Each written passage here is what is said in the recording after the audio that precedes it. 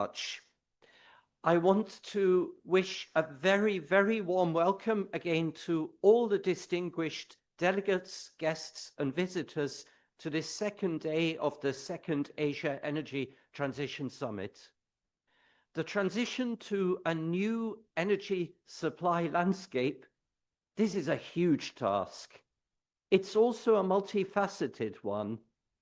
To me, it's pretty obvious that technology, politics, economics, justice, climate, all of those are concerned. But so is education, and you'd expect me to say that. It isn't a coincidence that we are holding this summit at a university. Universities have tradition of being communities of scholars. That's historically their role.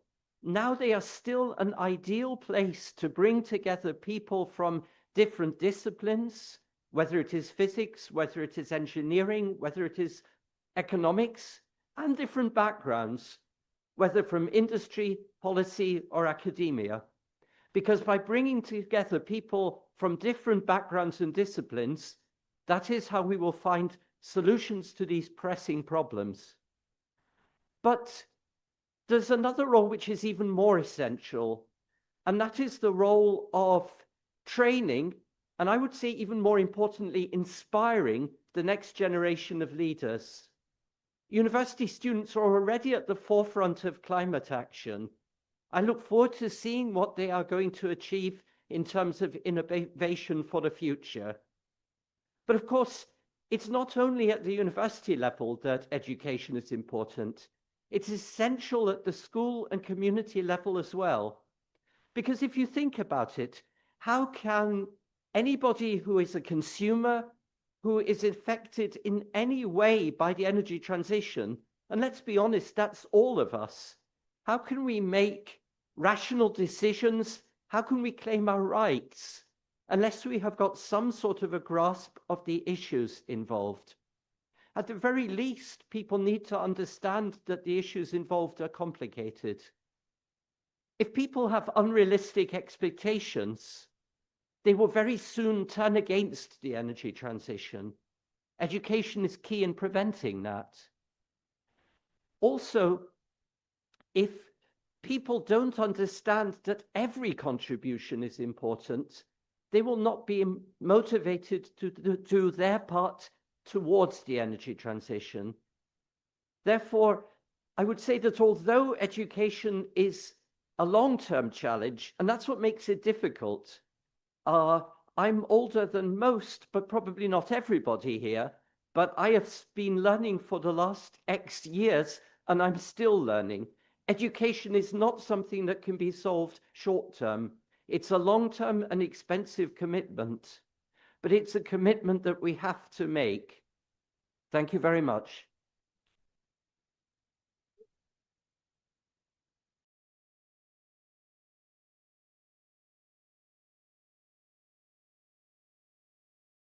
Thank you, Dr. Walter, for your such inspiring opening remarks. Next up, I would request Engineer Ubaidur Rahman Zia to set the scene for today.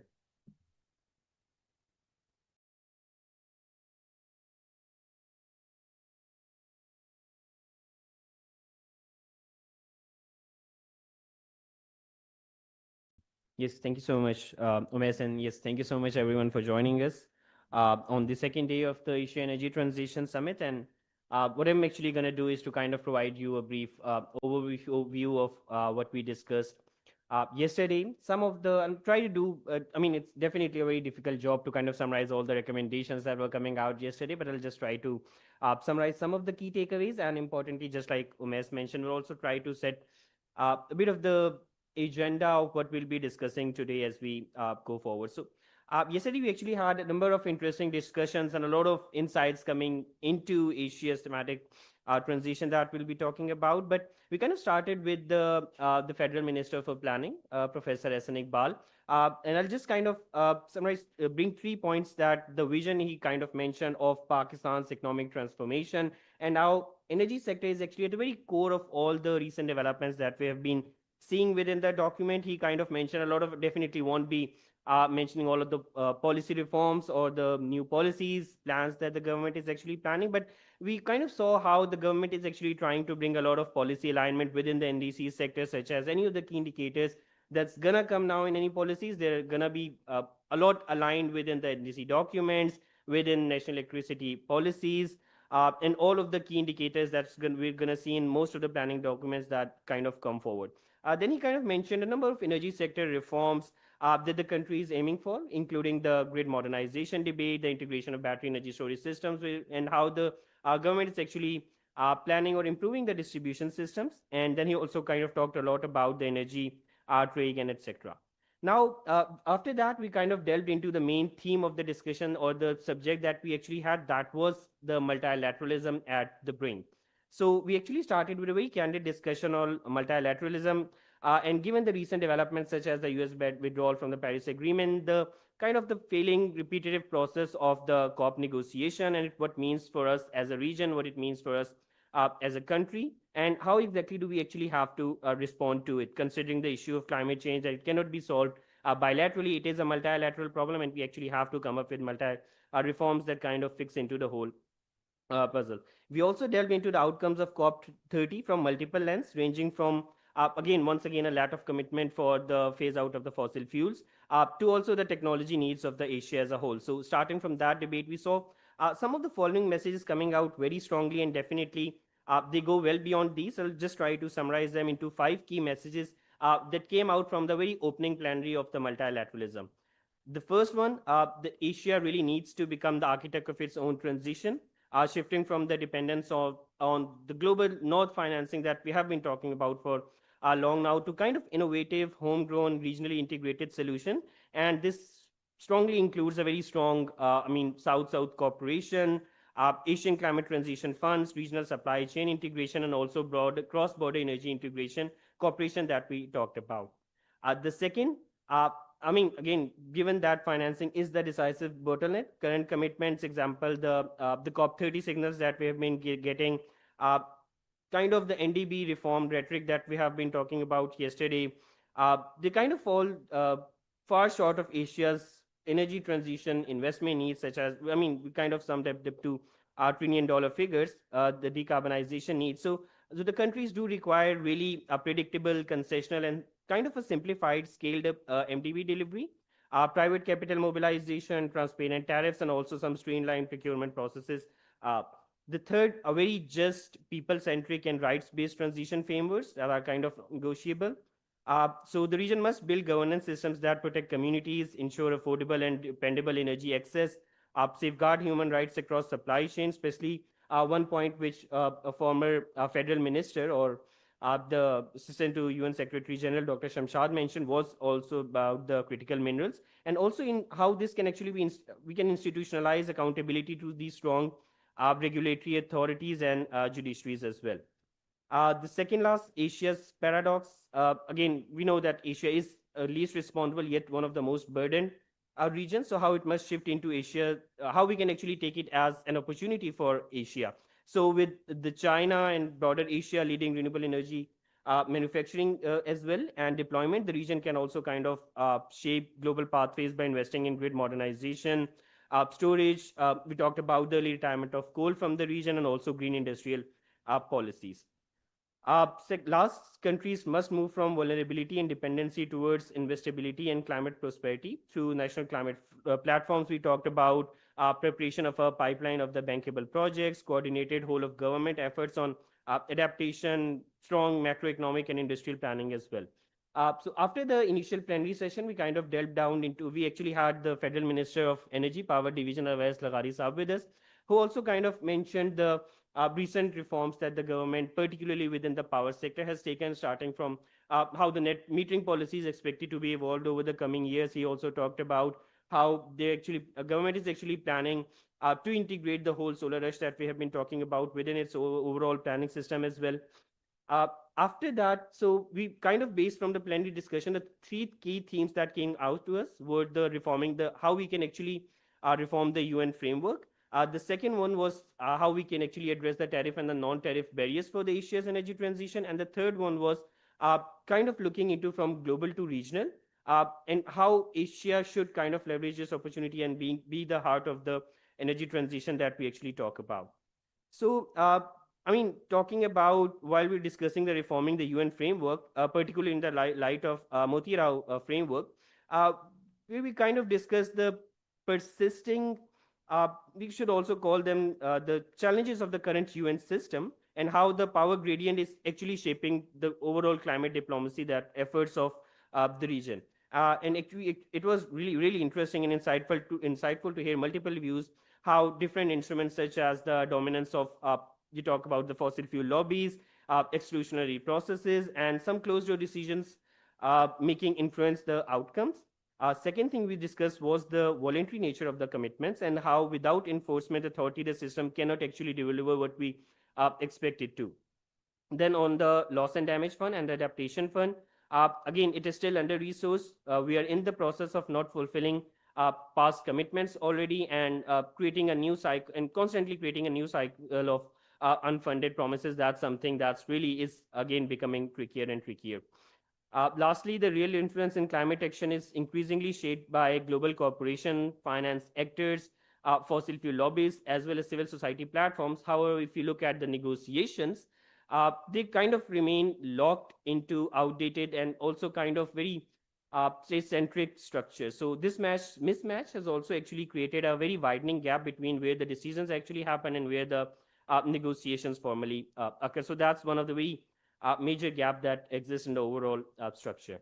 Now, I'll just very briefly summarize the key recommendations coming out from the tariff and the non-tariff barrier session, where we kind of talked about how we really need to harmonize the regional standards, particularly for the GHG emission accounting, carbon frameworks, and how they can kind of strengthen Asia's competitiveness.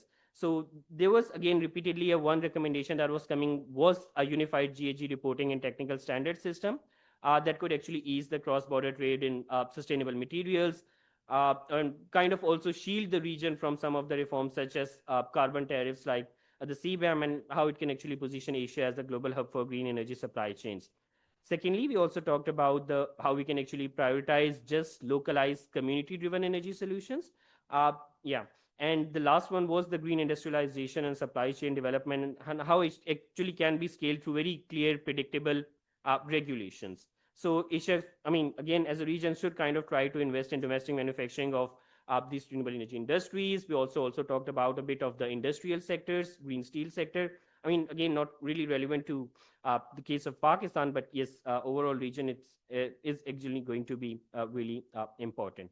Lastly, we talked about strengthening the evidence-based policy through research partnerships, and that's where again the research institutions, the academia, the think tanks, and industry must kind of collaborate to design these practical frameworks.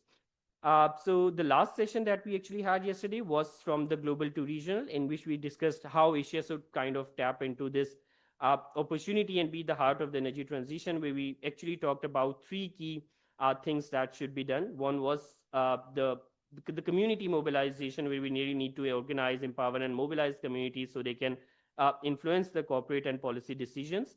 The second, knowledge exchange and critical thinking. And the third one was constructive public debate, where we need to really encourage the meaningful discussions on national priorities, development paths, and solutions. Media and the NGOs must actively educate the public and highlight community perspective. So that was so after all of these discussions, we came back to the plenary session and had actually a bilateral discussion on all of these suggestions, where we kind of ended with it. So now, just very briefly discussing today's agenda, we'll kind of follow the same pathway. We'll initially start with the plenary session. I believe I'll request the MIS team to kind of display the theme we had for the first plenary, that is beyond the fossil fuels, emerging landscape, financing opportunities, and the potential false solutions that exist. And from that mainstream, we'll be going down into three parallel sessions or the breakout sessions. One would be on the scaling renewable energy and distributed generation in Asia. The second one would be on addressing the climate debt, that is transforming economic and financial systems to support a just transition. And the third one would be beyond centralized infrastructure, that is towards a flexible grid. So after again these plenary sessions, we'll go into parallel breakouts and come back again to collectively discuss all of the suggestions that are coming out of these breakout sessions. And those will also kind of be again discussed in a fireside chat mode with the Pakistan's Federal Minister for Climate Change, Dr. Musaddiq Malik. So this was more and less of it from my end. Umesh, back to you. Thank you.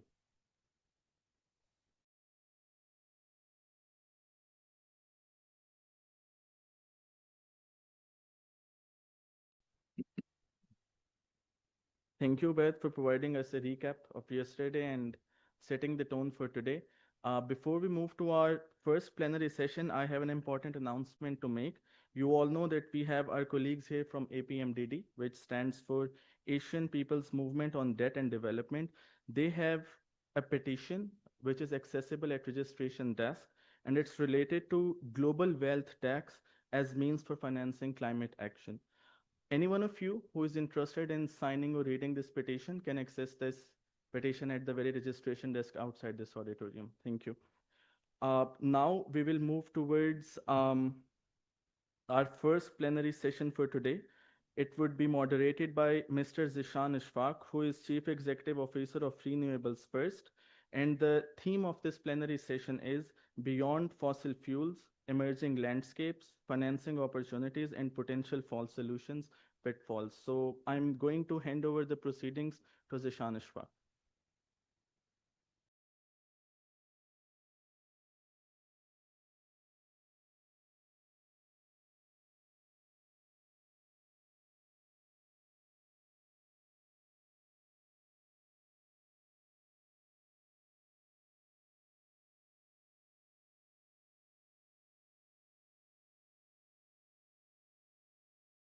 Thank you, Umas. A very good morning to all of you, ladies and gentlemen, and dear friends. My name is Ishan Ashfaq, and I'm heading Renewables First, an organization that has been at the forefront of driving energy transition in Pakistan for the last 3 to 4 years. Uh, I won't go into the details of the imperatives for energy transition. Dr. Walter has already covered that, but one thing is for sure, the race between hydrocarbons and electrons is on, and it is redefining and reshaping the global energy landscape, and it is all happening in front of our eyes. And uh, and we have never seen this race or the transition from one system to another uh, in a more pronounced and urgent matter. Yet, uh, with the clarity that we have in our minds, we are experiencing around ourselves, uh, there are multiple issues that are slowing this transition down, ranging from geopolitical instability, from trade wars to active conflicts, uh, limited financial flows, and political and regulatory uncertainty. These are all the issues that are slowing this transition uh, down. And with that, climate action is also being slowed down. And Asia is the center of this transition as well as the climate action, simply because it is the most populous region of the world, and about half of the global emissions come from this region. While the dents are being made to the existing system that is based on fossil fuels, there is still there is still a lot that needs to be done, ranging from, you know, as I said earlier, what exactly is shifting on the ground, what exactly is happening to the financing mechanisms that could drive this transition, and to the safeguards that we must keep in our minds while we transition from one system to another. So to discuss all this, we have got a great set of panel. We have panelists from different parts of Asia who will be joining me for this discussion, and I would request the panelists who are here in this room to join me on the stage, and I would also request the session chair to join me here on the stage so that we can begin our conversation. Thank you.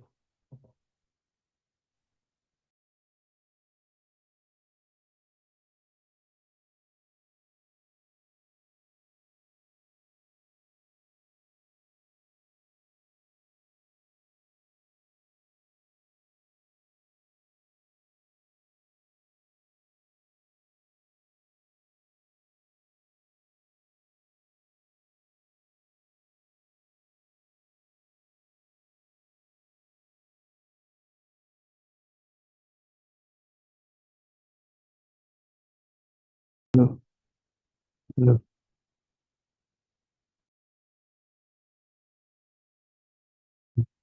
No.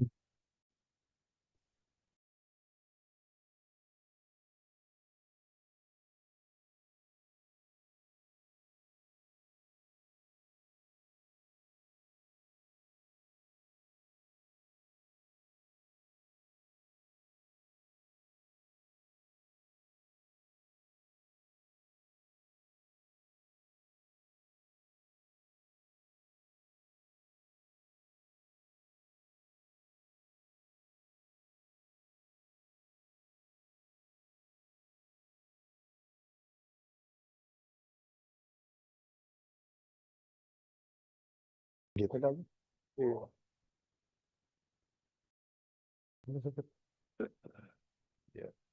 They should have a plan.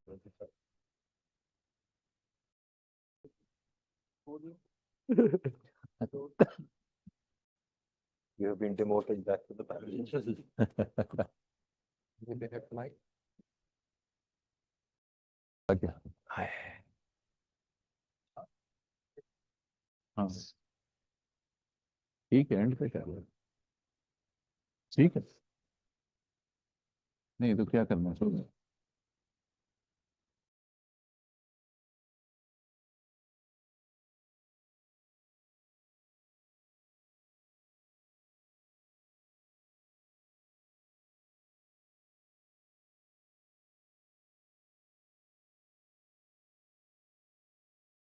Hello. Am I audible?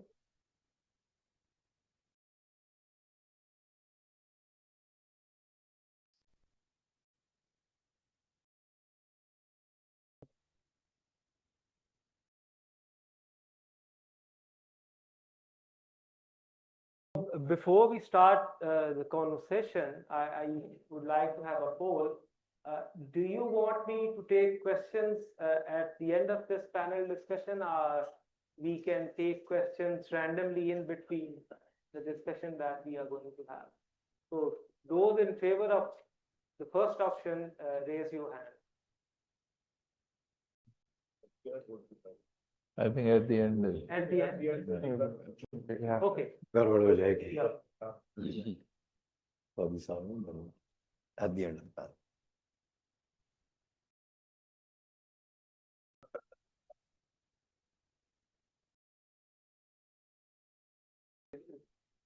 Hello.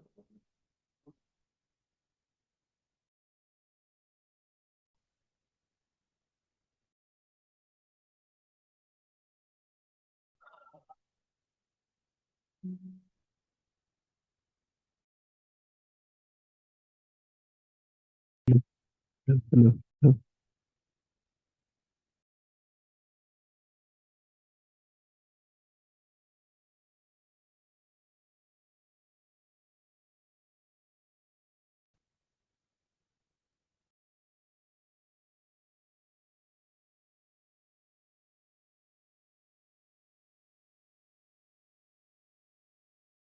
Hello. Hello. Am I audible now?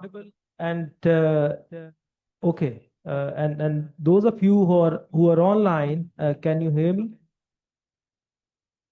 Okay, perfect. So let's go east first. We have heard Indonesia announcing going 100% renewables by 2035. And I'm also aware that you are an economist by education and profession, Albertus.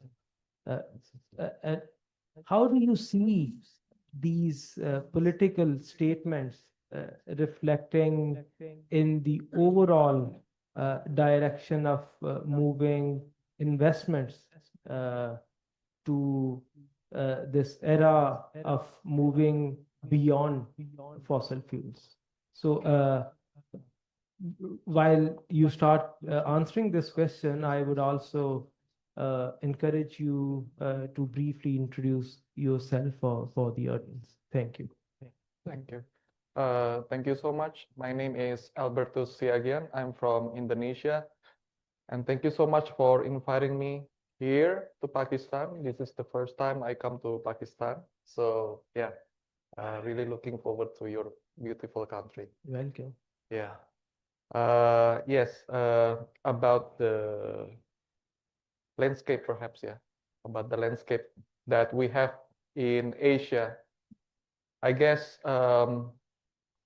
there are at least two things that have been genuinely shifting.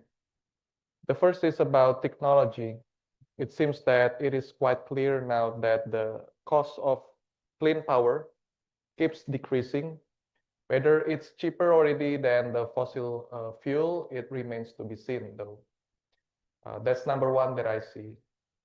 Number two is that the narrative. People start to be aware of climate change. And in Asian developing countries, I also see that green investment is increasing, although it is not as aggressive as what the politicians have boldly targeted. Why? I guess it's because the people have a mindset that is not complete. So this is what people usually think. There is a lack of green investment, and that's the source of problem in mitigating climate change. But as an economist, I see that the lack of green financing itself is the result of a problem. What problem? Economic problem. And this economic problem is quite the same across Asian developing countries. So, for example, you want to increase your green investment. It means that you need money, right? Now, the question is, how can you get money? There are several options. One, you print your money. You don't want to do it because of inflation risk. Two, you make a debt or attract equity or grant from foreign countries. You don't want to have foreign debt, right? And also about foreign equity, that's something that you cannot control. That's something that you cannot predict. And you don't want to be dependent. The same goes with the foreign grant. Okay, so what options do we got? Optimizing domestic money. That's the real thing that you should do. So that you don't have to be dependent on foreign country. You don't have to print your money. Optimizing your domestic money. But it comes with a problem as well. We can divide it into two problems. First, public money and private money. Public money, it means that whether your government has enough money or not. In many developing countries, tax revenue is small because people have little income, and so the tax revenue is so fiscal revenue is little. At the same time, because in many developing countries, there are a significant amount of poor people, you need to subsidize that. It means that the fiscal spending is high. When you combine these two, you have little fiscal room to be used to invest in green projects. So that's the problem with the public money. How about the private money? Well, it will be dependent on how much money you have in your banking system. Because when you take a loan from your bank, it means that the bank needs to have money first. From where? From the depositors. So the question is whether developing countries have enough money in the bank system.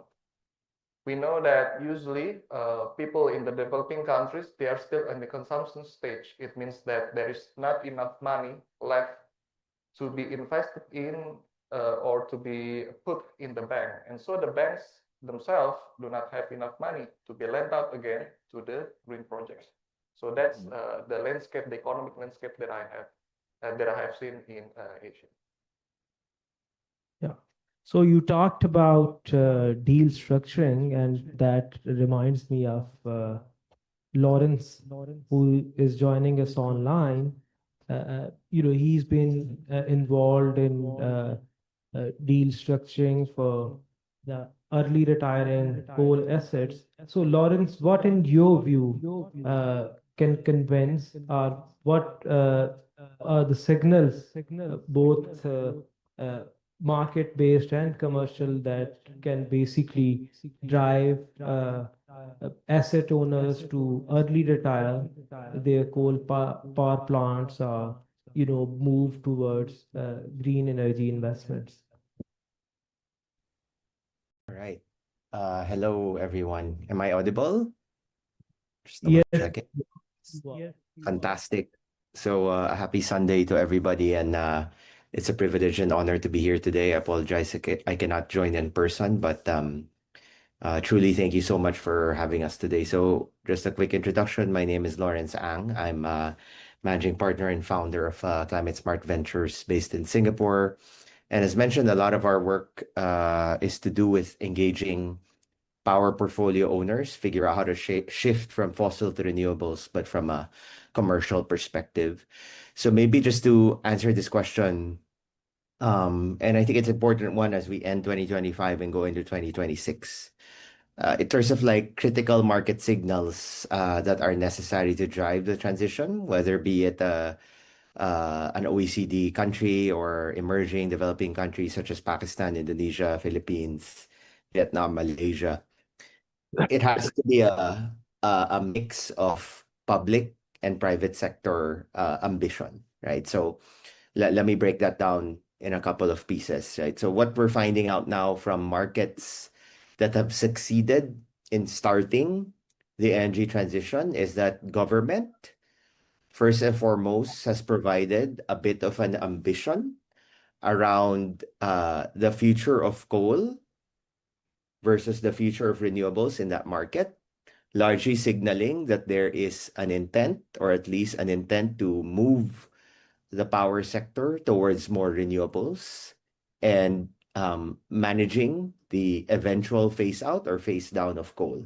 That is quite an important signal.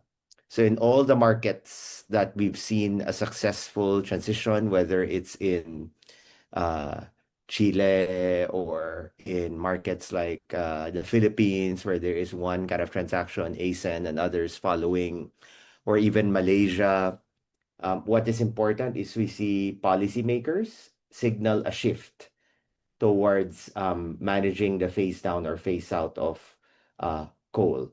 That then provides a clear signal to the private sector and even both to state-owned power assets to start to diversify their investing away from coal as a default, but also towards renewables, right?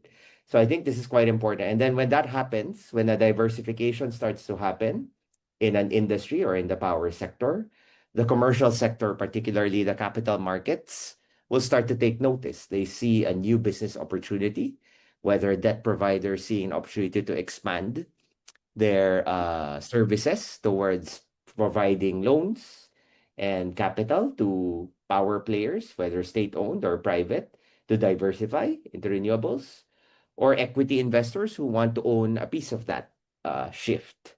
So indeed, I think just to quickly answer your question, it's a moderate dose of ambition and policy clarity on the public sector side, of a willingness to slowly manage the phase out or phase down of coal in favor of renewables and the corresponding system investments. And then that then signals a shift from key state-owned enterprises or private power players to start to diversify into renewables, and then a snowball effect of the capital markets seeing that as a commercial opportunity to drive more financing towards that shift.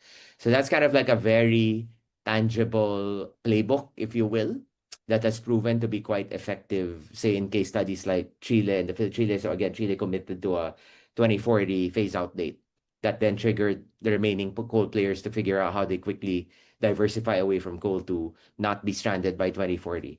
And that then triggered financing. In the Philippines, same thing. There's a moratorium for new coal. So no new revenues or no new value creation will be made from new coal. Therefore, that forced existing coal players to try to figure out where will they get their new value from, and that would be from renewables. That then unlocked the capital markets, so on and so forth. Right. So that's just a quick summary of how these things typically have evolved in markets. Thank you. Thank you, Lawrence.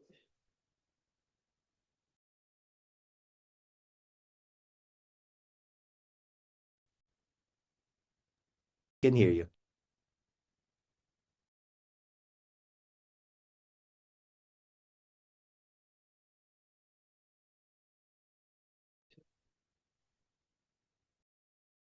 Thank you, Lawrence. With that, I would like to engage a couple of colleagues who've been working closely on Chinese policies. We have Mustafa and Hongyu both joining us online. And China is the most important actor right now when we talk about energy transition in the world. And it is well on its way to become the first electrostate.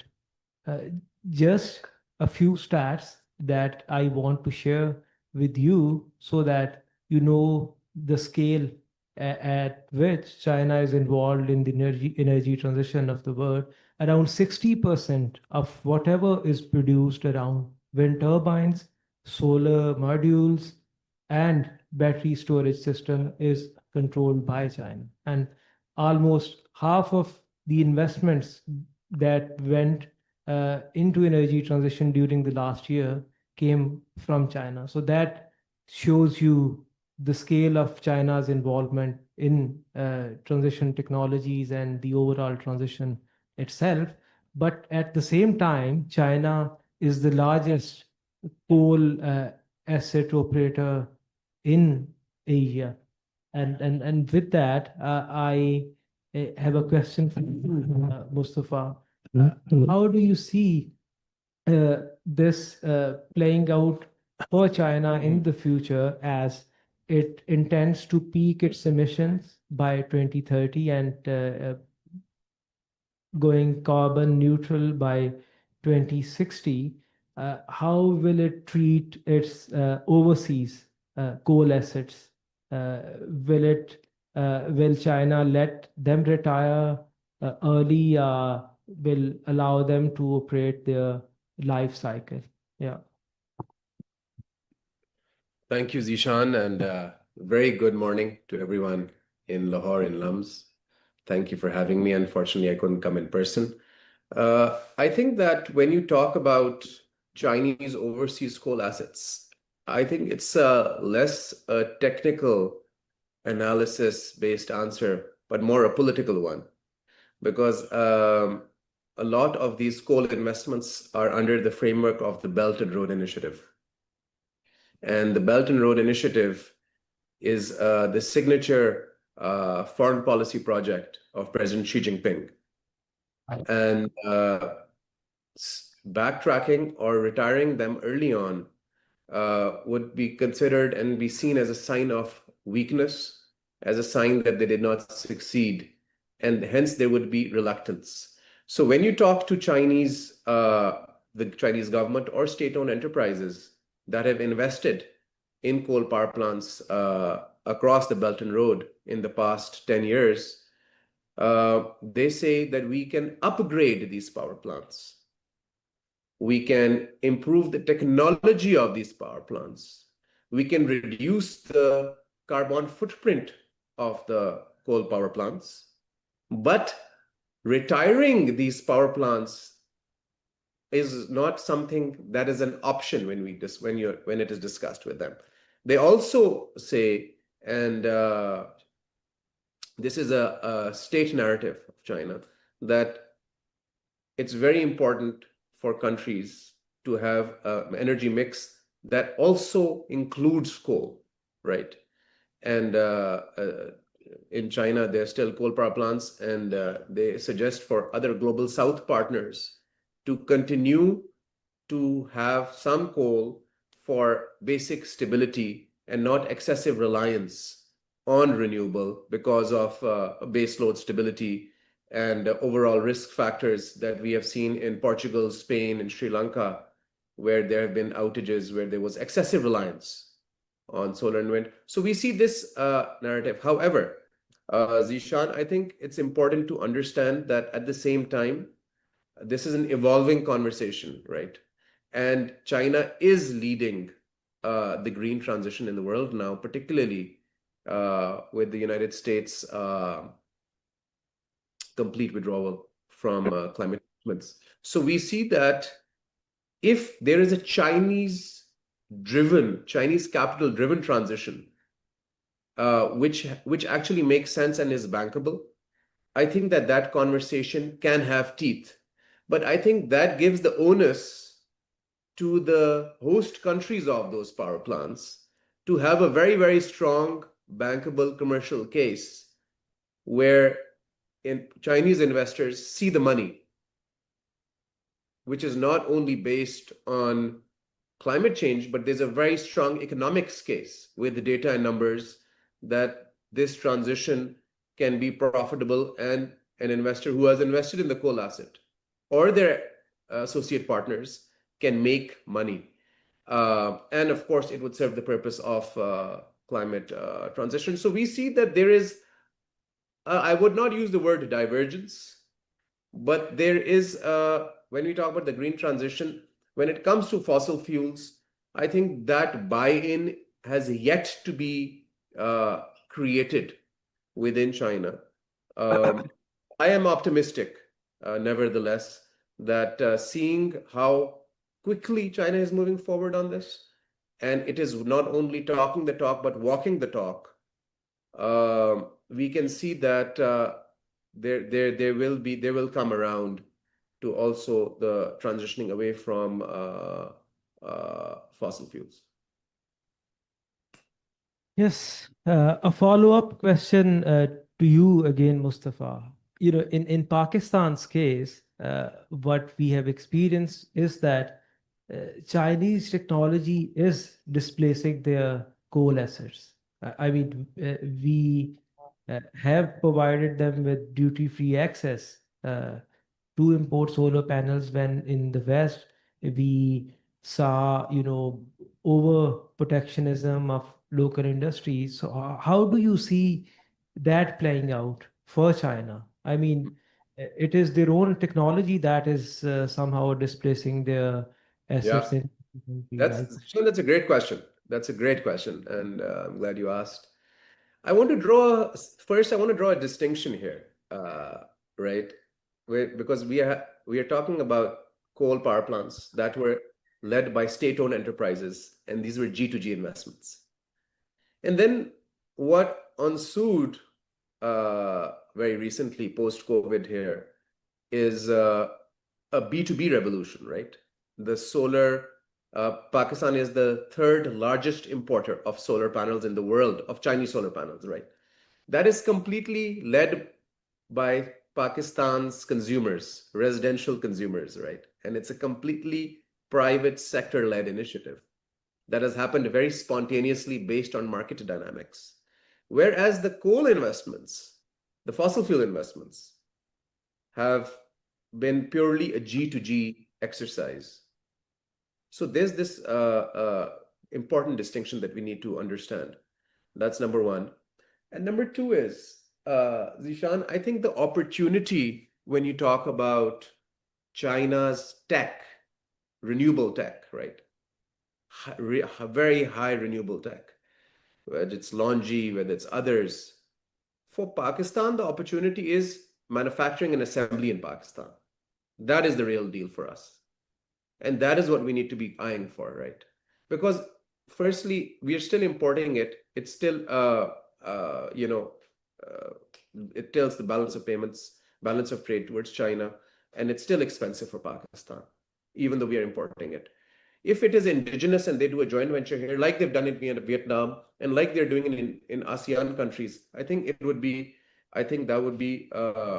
more relevant for Pakistan. I think it would really add to the stimulus of the green transition and economic growth that we want. It would add to our FDI. So that has happened by default, not by design, the import of solar panels. And I think that we also need to create a clear narrative on our power sector demand, on our electricity demand, because there are two competing narratives right now. One is that we already have excess power, right? And that is why we have the crypto council, and we are getting crypto investors because we have excess power that we are going to give to investors from crypto and others. And then there's, at the same time, we are making these huge other projects. We are making dams. We are doing other projects, some projects. I will come to that later in our conversation. I would like to move to Hongyu here, since we are still focused on China and its role. And Hongyu, we are aware that China's domestic energy governance shapes markets across Asia, from price signals in solar and storage to standards for green finance and transition mechanisms. In your view, what are the clearest signals that China's own transition is accelerating in a way that creates real openings for other Asian markets?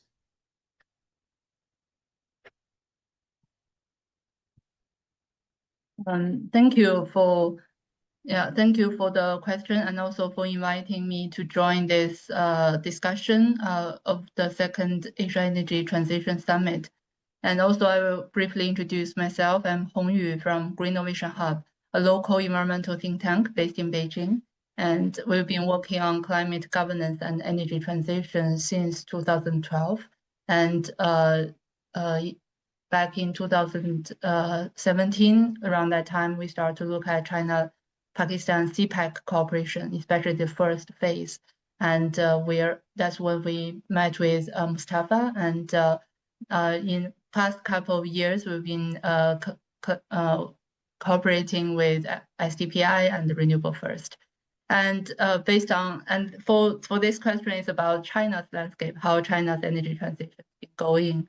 It is also a mixed landscape. On the one hand, we can see that China is developing the renewable energy, the wind and solar installation and power generation has been increasing consistently.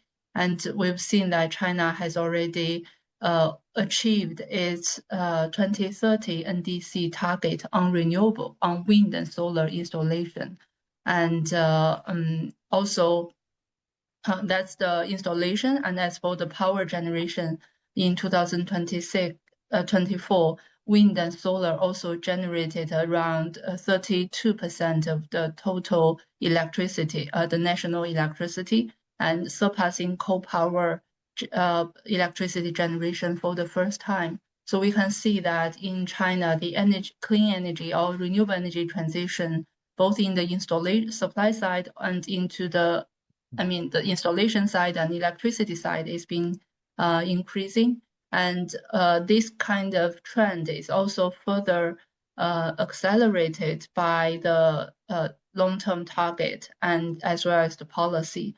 For example, China announced its 2035 NDC, and in its revised the NDC 3.0, China commits to achieve that its wind and solar installation capacity to be above 6 times compared to its installation in 2020, and trying to achieve. And this means that China needs to grow its renewable energies by 20% annually in the next 10 years.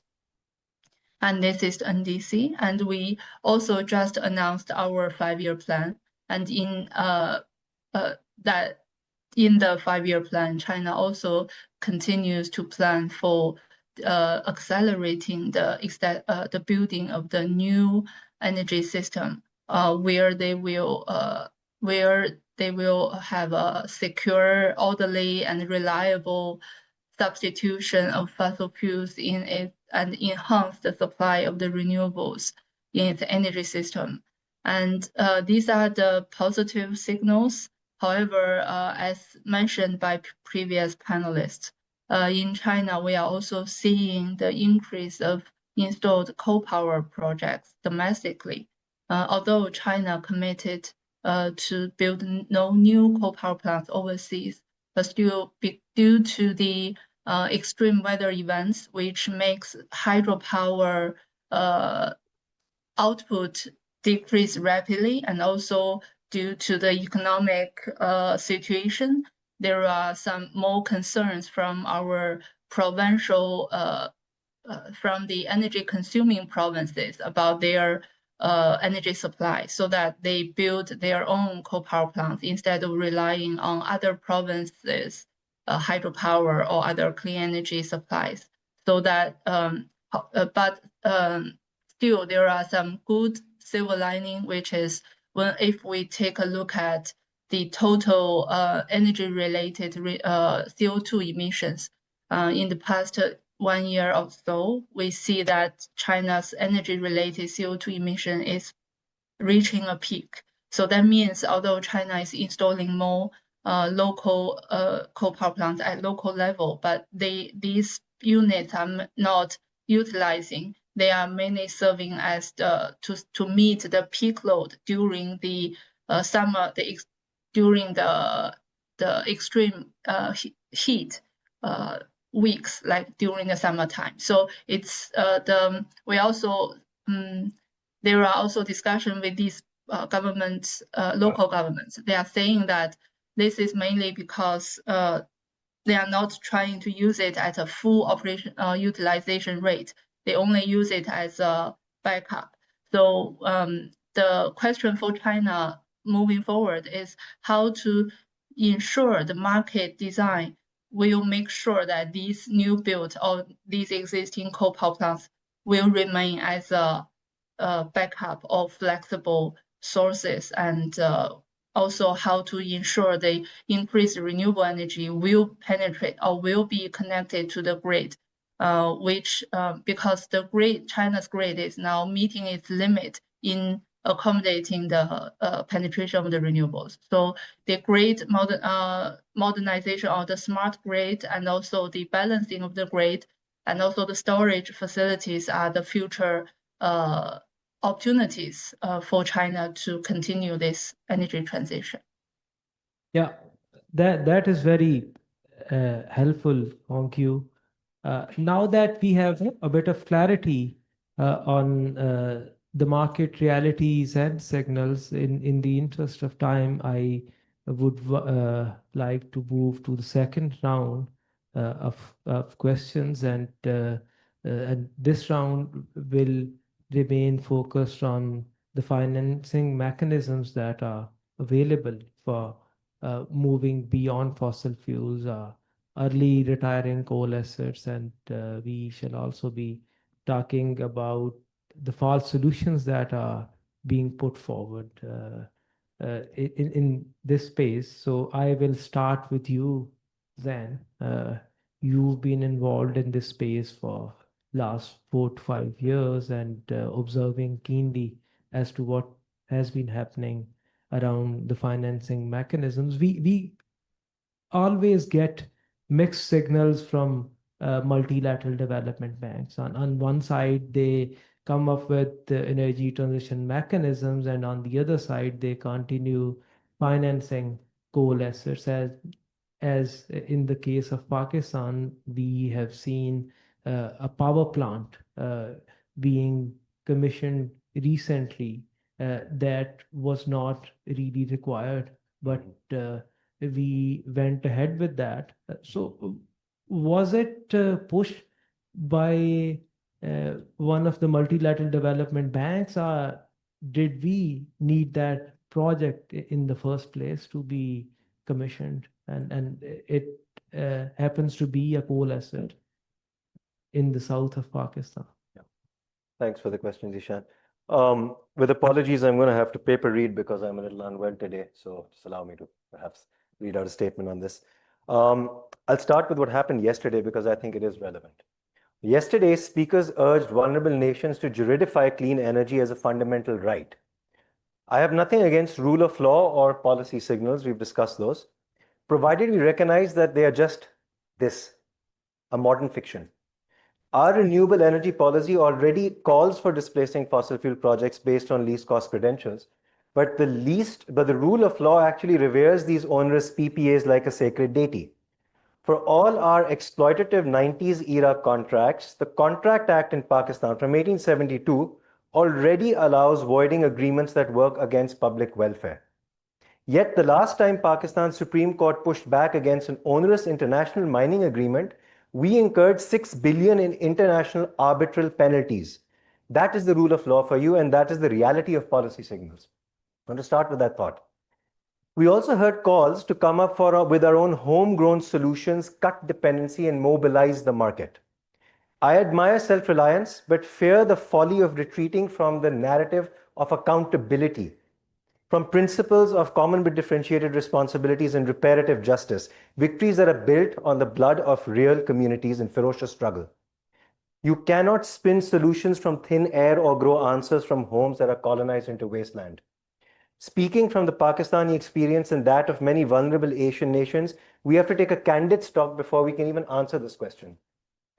We are a debt-strapped nation, forced into a rentier economy, locked into onerous, sovereign guaranteed, dollarized, fossil-fueled, MDB-led PPAs. It's not just the coal, it's all the 1994 and 1986 baggage that we carry from World Bank policies. We are flooded, staring down a Himalayan tipping point with over 15 gigawatts of stranded excess capacity and more than 18 gigawatt of distributed solar that we don't know how to balance without a grid collapse. So you saw a terrifying documentary yesterday on the flood images, and you heard Torwali testimonies about MDB hydropower debt. Leela Ram and Suraj can tell you what happens when the scars of debt-fueled coal leaves on Thar's desert. In 2022, the year of the deluge, Pakistan spent 4 times its developmental budget on debt servicing. According to the IMF, if Pakistan solely meets mitigation needs from its own pocket or concessional debt, its debt to GDP ratio shoots to over 120% in under 10 years. I take these calls to shift the burden of action onto markets and our own shoulders with a large grain of salt. Our stratagems for making a morally bankrupt financial system work may prove to be old wine in new bottles prescribed by the apothecaries of death. Look, the equation is simple. If we don't force fossil fuels out, push reset on debt, rehabilitate losses and damages, and integrate community-based distributed renewables, you can forget about a fair transition.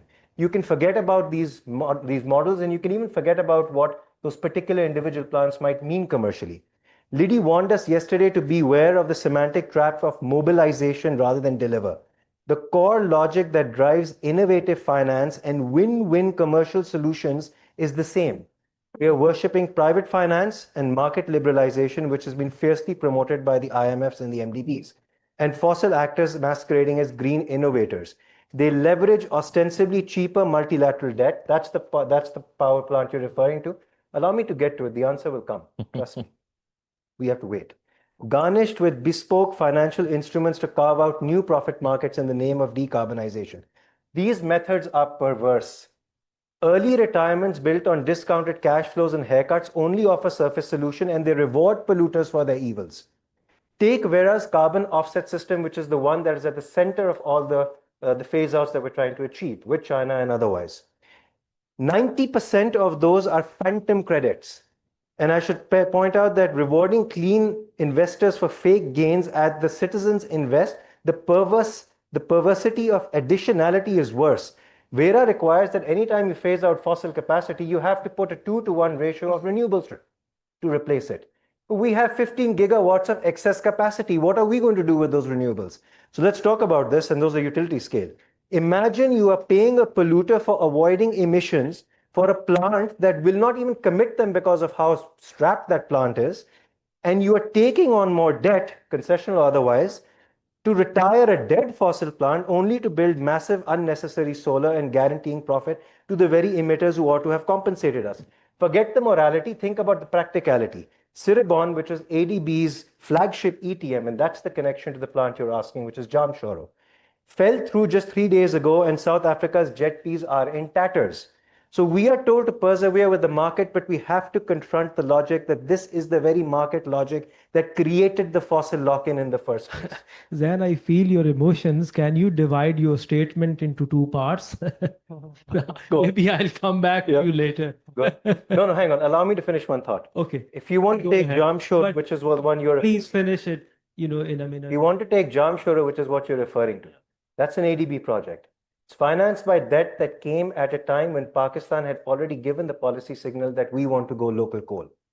ADB forced you into imported coal. You had local planners that said PC1s on this do not match. The costs don't work out. You were forced into a market with Indonesian coal in mining across the value chain that again the ADB funded. So let me ask you, for the decades that MDBs have orchestrated these frameworks, should we not ask a simpler question other than all this market solutions? Why not simply cancel this debt? Why not simply come together for canceling the debt and seek to leverage that on a very simple plant? And by the way, this plant is all public. It's all public debt. None of it is complex commercial contracts. None of it is anything which we owe anyone. 80% of the money has already flown out to Siemens, which is based in Germany. So we've already had that flow out. There, it's low-hanging fruit. It's simple. The plant is there. You can interconnect it for storage. You can interconnect it for thermal energy storage. You can leverage the money that you cancel out with debt to actually do something about integrating renewables. That's a thought. Yeah. So thank you very much for pointing out what is wrong with the policies of MDBs. And we have a colleague who is sitting next to you, who has fought against such policies. They have won cases. They took both commercial banks and MDBs to courts and have successfully won a case against the World Bank. How do and what we are seeing these days is both the commercial banks as well as multilateral development banks, they are pushing with their agendas of transition finance, and by using that transition finance cover, they continue to finance fuel-based plants, as we have seen in the case of ADB. So what kind of issues that we need to look at when these MDBs they peddle this narrative of transition finance and under its guise and continue to finance fuel-based assets? First off, good morning to everyone. I share much of what Zen had said. No? I'm Aaron Pedrosa, the head of the legal team of the Philippine Movement for Climate Justice, and concurrently the Secretary General of Sanlakas, based in the Philippines. It is my first time in Lahore, and I appreciate and thank you for the invitation for having us here. So, identifying red flags, I could name at least 3 for this session. Starting with the biggest, multilateral development banks, while invested with public money, are anchored on an orientation of the global architecture, financial architecture, circa 1944, as aptly mentioned yesterday by the Federal Minister, Professor Iqbal. And that orientation defines how these multilateral development banks or institutions act and deal with countries, with climate vulnerable countries, with so-called climate solutions. And this is problematic because given the orientation, it is not to address the underpinnings, the roots of these problems, but rather to make an investment out of the problems. And this is already a concern for countries like the Philippines because as we are battered with floods, devastating typhoons, similar to what happened in Pakistan. Pakistan was obviously way worse. Then you have these institutions talking about new financial arrangements, schemes, which at the outset would seem to provide solutions, but in fact would only exacerbate pre-existing conditions. In fact, the same institutions have paved the way for corporate capture of the transition discourse under a neoliberal framework. So we are seeing less and less of government at a time when we need government using our financial resources, the public monies, to alleviate our suffering, to get us out of this climate mess. So that's the biggest red flag. So imagine these institutions defining climate finance. What kind of orientation do they bear? It begs the question, therefore, when they say transition finance, transition towards which direction? Sustainable bonds? Sustainable for whom? The second red flag I'd like to mention is, and I would like to start by saying that we should beware of wolves in sheep's clothing or sheep's skin, is the lack of the phase-out plan by not only the MDBs, but even by banks, commercial banks, and corporations. And as mentioned by Zen earlier, they would peddle solutions such as energy transition mechanism, ETM, or the JETP under the World Bank, heralded as retirement mechanisms, when actually they provide a new lease on life for coal plant projects at the expense of the people. So these are examples of mechanisms that are coming from the same institutions, which I mentioned in the first red flag. And to give you some figures, talking about not just the MDBs, citing the Banking and Climate Chaos Report for 2025, Fossil Finance Report for 2025, put together by 8 civil society organizations. 65 biggest banks globally committed $869 billion to companies conducting business in fossil fuels in 2024. 65 biggest banks globally committed $429 billion to companies expanding fossil fuel production and infrastructure last year. And more banks pulled back from climate change mitigation policies, presumably contributing to the increase in fossil fuel financing. The 65 banks in this year's report have committed $7.9 trillion in fossil fuel financing since 2016, when the Paris Agreement went into effect. And since 2021, global banks have financed $1.6 trillion to fossil fuel expansion companies. That's the second red flag. Imagine we need trillions of dollars, and we have the same trillions coming into fossil fuel expansion and production. And the last red flag that I'd like to mention for this session is, at a more granular level, is the form of financing coming through intermediaries, or what we call intermediated finance. So while World Bank, for example, said in, if I'm not mistaken, 2003, that it would no longer finance new coal-fired power plants, it actually financed in 2015 onwards greenfield coal-fired plants through a financial intermediary. That's what's our case all about in the Philippines. It came to a bank, one of the biggest domestic banks in the Philippines, and that bank in turn financed 19 coal-fired power plants in the Philippines. So you have the World Bank saying it won't directly finance coal plants, but indirectly it is doing its financing through its private arm, the International Finance Corporation. And we are seeing more and more of that because the IFC portfolio has increased in terms of intermediated finance. It is increasing fossil fuel financing in the private sector. So these are the kinds of mechanisms that we have to contend with. And the impacts are felt on the ground because of the communities that we actually represent. So while we here talk about it at the discursive level, it is already a matter of life and death for communities on the ground. That's why whenever we talk, and when we talk about energy transition, we must never forget about the communities. We must never forget about those in the front lines in the struggle for their survival. And when we raise the red flags, we raise them because of the communities, because of our own experience, our shared realities in the context of devastating floods, worsening climate impacts. So I'd like to stop there.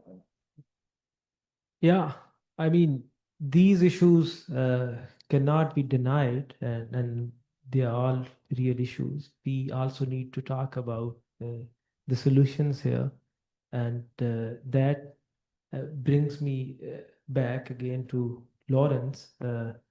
Lawrence, what, in your opinion, are a couple of deal structures or instruments that have delivered early coal retirement in Asia?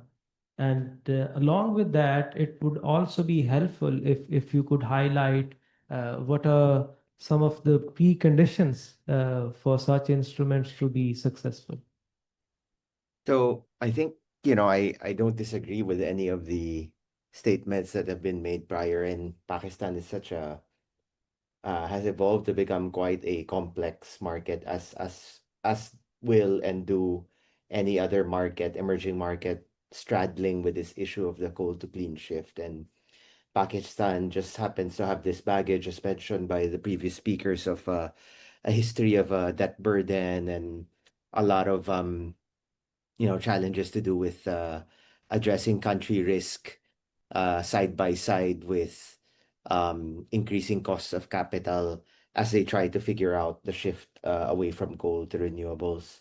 So again, anything to do with financing the transition will have to take those in account. So to come back to your question, there's definitely no one size fits all. Let me tell you that.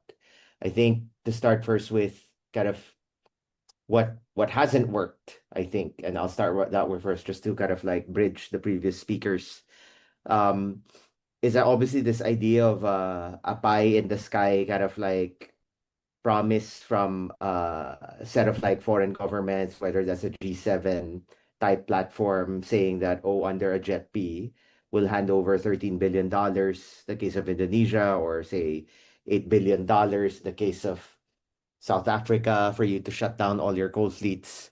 I think now we've seen that kind of like platforming at a too high a level doesn't work, largely because it doesn't solve the more sinister issues to do with the grid system gaps, the more sinister issues to do with market fundamentals, ownership issues, private sector participation, the lack of renewable ambition, so on and so forth, right? So merely kind of designing a platform of billions and billions of international financing to drive the coal phase down, it's not gonna work, right? So I think that's one kind of response to your question. I think what has worked, I think, as we've seen, at least from a bottom-up perspective, and this is something that we're also seeing in Pakistan, but maybe I'll kind of like take a step back first and say it more from a perspective of emerging markets, is from a bottom-up perspective, you're gonna start to see some players, whether these are state-owned entities or private sector players, who will start to see that the writings on the wall would indicate that cash and value will not continue to grow in the thermal sector, and that a shift to renewables is likely going to create new value for the next 20 to 30 years in a way that maybe coal will only be able to do that easily only for the next 5, 7, 10 years at most, right? So you're going to see players, pockets in the ecosystem, whether those are kind of state or private entities, start to see like, look, I'm going to be out of a job in the next 7 years or 10 years if I don't slowly shift my portfolio away. So I think that's a phenomenon that we're seeing is that, you know, again, in markets like even Indonesia, the ones that are interestingly, and again, don't quote me here, but working as an advisory on the transition, our biggest partners and clients in Indonesia are the captive coal plant owners. These aren't the grid feeding ones. These are the big nickel manufacturers. These are the big textile manufacturers who have coal, but are seeing that it just doesn't make sense to be held hostage to very peaky and fluctuating coal commodity cost when this isn't their core business. When coal is not their core business, it's textile, it's nickel, right? So they're starting to see that cash is going to be constrained or value is going to be constrained if they keep relying on coal. So now they're heavily diversifying into renewables, looking to do floating, offshore wind, just to lower their costs, right? I think on the other side, even on state enterprises, like we're seeing a phenomenon even in Malaysia, right? Where Tenaga is starting to see that, again, there's no line of sight on where revenues out of coal is going to come from past kind of like 10, 12 years, right? So now they're kind of slowly shifting, yes, into gas, but also heavily into grid upgrades and working with commercial players and utility players, private ones, to drive more renewables on top of their own. So I think just to come back to your question again, this bottom-up approach of like figuring out how to generate more value for the power portfolio from new going concerns outside of coal, which will likely run out of value creating opportunities in the next 10 years is going to be a key feature. And how they design financing around that, you would be surprised, would be very traditional. So they would raise project financing. Again, so to come back to your question, it's not explicitly financing. We have to get away from this notion that ETMs is financing coal transition. What we're seeing now in 2025, moving to 2026, ETMs or transition finance, a lot of it is financing renewables with the intentional outcome of displacing coal within a portfolio. That's the evolution that we're starting to see now. How can we finance state players, right, at the portfolio level, ideally, which is the trend that we're seeing instead of going asset per asset? How can we finance them with competitive capital in a way where we can structure in the phase out and phase down of their coal as well while they're growing their renewables? So these are some of the flavors that we're seeing, how transition finance is slowly recognizing a lot of these gaps that have been mentioned, but are now more explicitly financing renewables, but with a structural link to the phase out and phase down of coal within these portfolios. Yeah, I'll stop there first. Yeah. So I think you talked about this bottom-up approach, and that is being manifested in different parts of the world in a different manner. In Pakistan too, people, they got tired of their reliance on the grid supplied electricity because what became apparent to them was that if they continue relying on the grid, whose main promise was to deliver affordable and reliable electricity, but the prices were going up and up all the time, they decided to take matters in their own hands, and the solar rush is in front of all of us to see and experience.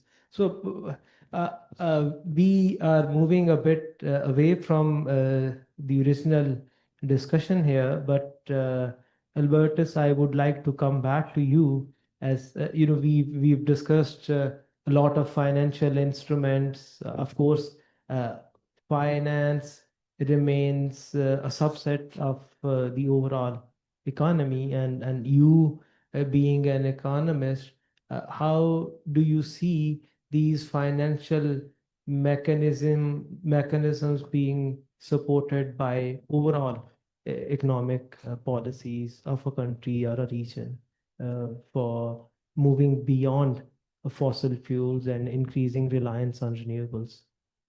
Okay. Thank you so much. Can you hear me? Yeah, okay. Okay. I guess many green financing instruments are market-based, or at least we hope to be so. So it means that we need to ready the markets first before or along with applying the green financing instruments. Because otherwise, there are two implications. The green financing will not be attractive enough. The second implication is that the green financing will be rendered useless. So let me tell you an example. I think this is quite obvious in the fiscal policy area. Let's say you have a country, you don't enact carbon pricing, and the fossil subsidy is still in place. So it means that the brown projects are still attractive, and green projects are not and green projects are relatively risky in the eyes of the banks. So it means that these green projects, this green financing may have to suffer from high financing costs due to the risk. So that's what I mean. And the second thing is that as long as you do not do brown divestment, so it means that because your brown projects are still promising, profitable, you keep doing brown investment, the emission will keep rising, and no matter how much green financing you do, it will be, so to speak, useless because the emission keeps rising anyway. So what I'm trying to say is that we need to make some readjustment in the economic policies to make green financing work in the economy. That's an example. Now, if you do carbon pricing, for example, it may create inflation. And then if you do energy transition, maybe you have to import the solar panels or wind turbines, etc. And it may disrupt the country's trade balance, and it may weaken your exchange rate. And that means that your central bank will have huge homework because they have to maintain a reasonable inflation rate. They have to maintain a reasonable exchange rate. So not only fiscal, your monetary policies need to be, well thought out. And from the macro-prudential policy area, maybe you also want to consider this.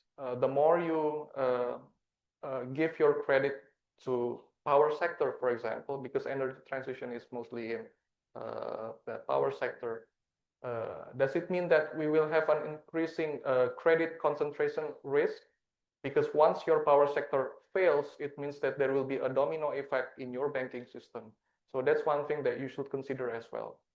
So what I'm trying to say is that macroeconomic policies are really important. You need to think about it as well in tandem with your green financing instrument policies, because your macroeconomic policies will be both the necessary enabler and also the necessary constraint for your economy to work. And we want, we want to allow this green financing to grow organically rather than artificially. With that, Zain, I'll allow you to, in fact, let you complete your statement. Yeah. No, I will harangue on two fronts at the very least. The first is, look, we have to step back and understand a couple of things. What we heard from Aaron is telling us something, which is that the very same financiers who put coal into your system are the ones who are now pushing renewables in. The very same renewables that we are extolling today are also now at the forefront of the deepest extractive industry, talking about critical mining, that is going to hit this particular region. It already has, in fact. Pakistan, it certainly has, and there are others too. We have to be cognizant of that. We have to ask two things. We have to ask from a just transition perspective, are these the debates we really want to have? Is this the conversation we really want to focus on? Or are we running the risk of being doomed to repeat history as we have for the past 40 years? When the IPP's problem put us into this crisis to begin with in the 90s, it's exactly the same debates and mechanisms that we're today seeing replicated in the form of RE. Now, let me ask two questions on that step back. Let's say you ask this question of, how should we structure deals? How should we move forward? What should green bonds look like? What should green financing look like? And so on and so forth. And we actually talk about what would be a just way to do it. So I'll give you three very simple solutions. Number one, you have to recognize that first thing first, for climate vulnerable debt stressed countries, debt cancellation is an instrument. It's a financing instrument. It's one which has massive macroeconomic implications, very salubrious ones. Think about it this way. Every $1 billion you free up, there is a 1 to 100 return if you were to invest that in adaptation today. From a true cost perspective, it's far more leverageable and far more forward thinking. Second, create debt neutral fiscal space and along with that have legal and contractual safeguards of restitution clauses. Put in a clause that every MDB loan or bilateral or JETP or anything of that nature, you simply have a clause that says that we recognize that the state reserves its right to demand debt cancellation if this becomes a fiscally stranded asset. Take the case of Jamshoro again. It is going to run at 1% over the next 10 years for about 4 or 5 years and less than that for the highest it's going to run according to the IGCEF's latest draft is 10%. That means you're basically paying all the debt off for something you never even use. That's exactly the kind of thing which frees up space that multiplies in massive ways. You don't have to get into this difficult debate about complexities of contracts and so on and so forth. So I'll close with one thing, which is what Aaron mentioned. There is a community dimension to this we have to talk about. There's a way by which we can leverage this space better. I think these panels are pretty dead, moth-eaten worms, if you want my honest opinion about it. They're no different than stranded assets. We could be in a room picking one project, saying Asia-wide, here are 2 or 3 projects. This is a winnable strategy. It's low-hanging fruit. It's really simple, no complexities. You don't have to get into all these debates. Let's see how we can get it done and we can retire things in a way that actually makes sense one step at a time. So that's just my parting thoughts on what can work. Thank you. Thank you, Zain. And these are all really important issues, and it takes us to the final round of the questions. And instead of asking you a question each, let's in the interest of time, let's change this model a bit. And as we enter from one system to another, one that is run on fossil fuels to the one powered by renewables, as we explore different financing mechanisms, what are the different safeguards, our accountability mechanisms that we must keep in our mind as we enter this new space of energy transition? I would request each one of you to provide your comments in a minute, so that I can then request Shahjahan Saab to reflect on all the discussion that we had, and at the end we will open the floor for questions. So starting with panelists who are online.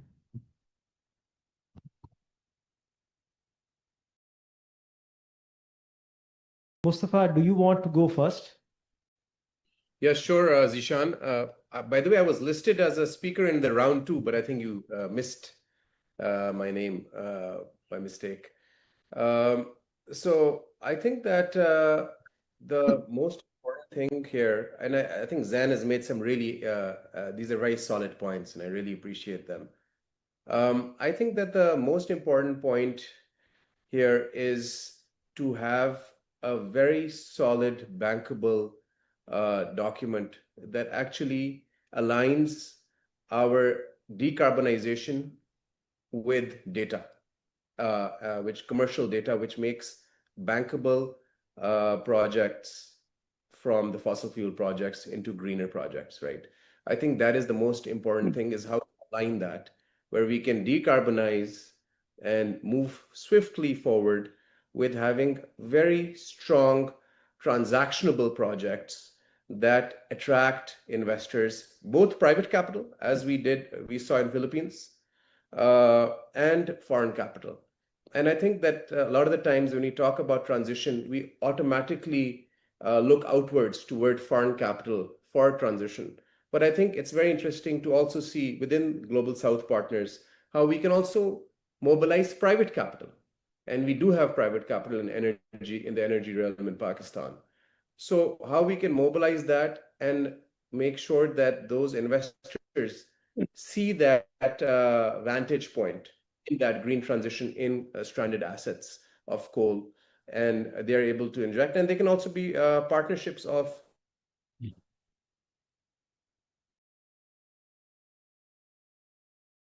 local and foreign entities for China, making that case and using the BRIGC, which has been mentioned in the questionnaire that you sent me, Zishan, the Belt and Road Green Development Coalition, which is, as you know, a key vehicle now of the Ministry of Environment and Ecology and the Ministry of Energy of China for driving forward transition in Belt and Road countries. And I think that the BRIGC, of which I'm a advisor, foreign advisor for a 3-year term, can actually play a very key role if mobilized correctly. And we've just signed an MOU with them 4 weeks ago, which actually talks about just this, what we're talking about right now, on how Pakistan can, with the help of China, move forward on this green transition, with China as a more present, as a bigger actor. And fossil to green transition is a very important part of that MOU. So I think the agency and initiative lies on us of how we leverage and engage and push forward.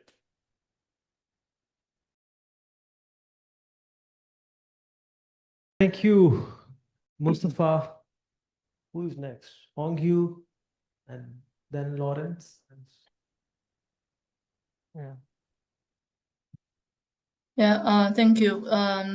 Yeah, if it's in 1 minute, I think I will just emphasize that a holistic approach is really important in policy making and policy design, based on China's experience in the mobilizing green finance and transition finance, supporting the development of renewables and also the transition of the carbon intensive sectors.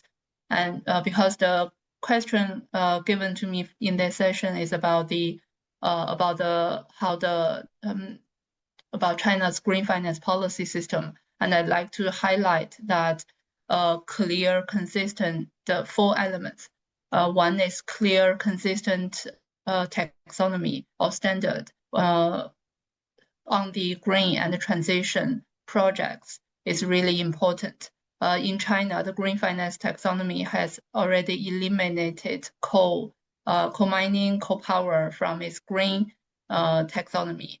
And also the central bank has already researched on 4 heavy sectors transition taxonomy, which includes thermal power. And now these 4 sectors taxonomy has been piloting at provincial level. And I think previous panelists mentioned about how to avoid the transition wash or green wash. One key thing is all the entities must have their transition plan indicating their target and also timeline and roadmap, showing whether it is compliant or compatible with their own national NDC or with the Paris Agreement long-term goal. And this is the taxonomy. And another is the disclosure requirement. Mandatory environmental information disclosure is really important. China is also already strengthening its disclosure requirement for listed companies, for SOEs, the state-owned companies, on their ESG performance. In addition to companies, the financial supervising body also requires the banking sector and the insurance sector to also conduct the climate-related risk assessment and also information disclosure.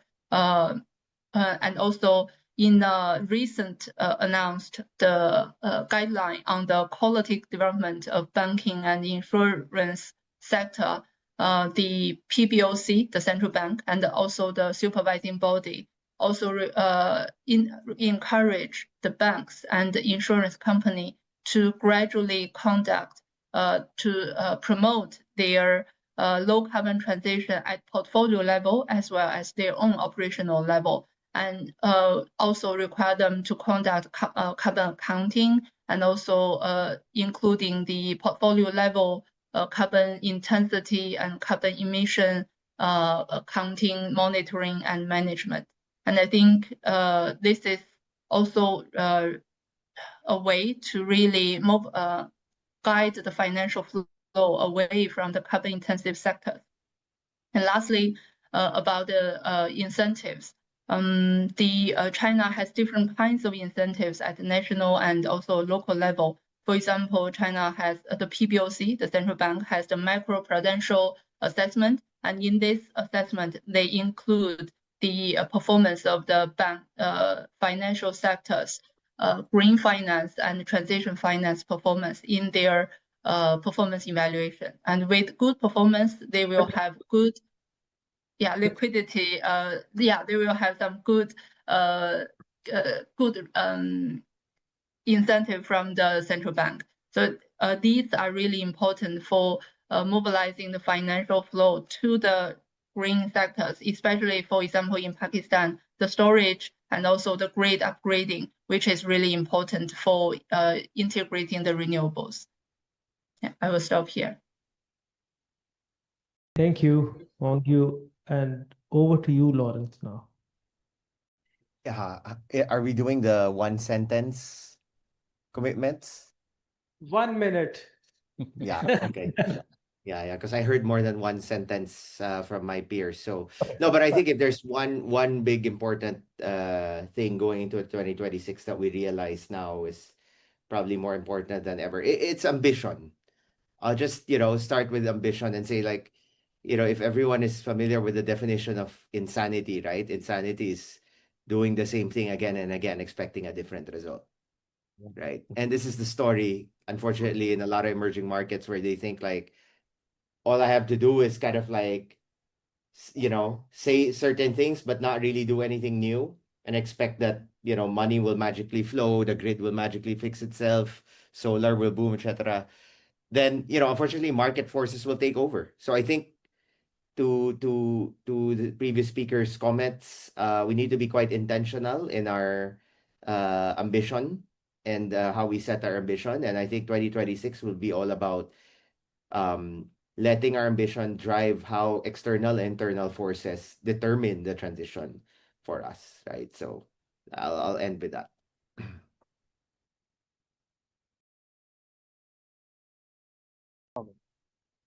Sorry. So 1 minute, no? And I'll come back to you, Mustafa, on BRIGC. Yeah. I was supposed to share also about our experience in litigation, but let me just share some thought on that. Legal strategy, i.e. litigation, is an important pillar under an overarching energy transformation campaign.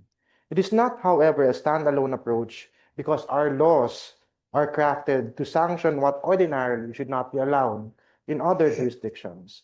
We need communities organized and informed of their legal entitlements, their rights, and the state's obligation to protect, promote, and respect these rights. Communities must therefore be in the lead. And we have identified many mechanisms, accountability mechanisms of banks, the guiding principles of business and human rights, OECD guidelines, Equator principles, etc.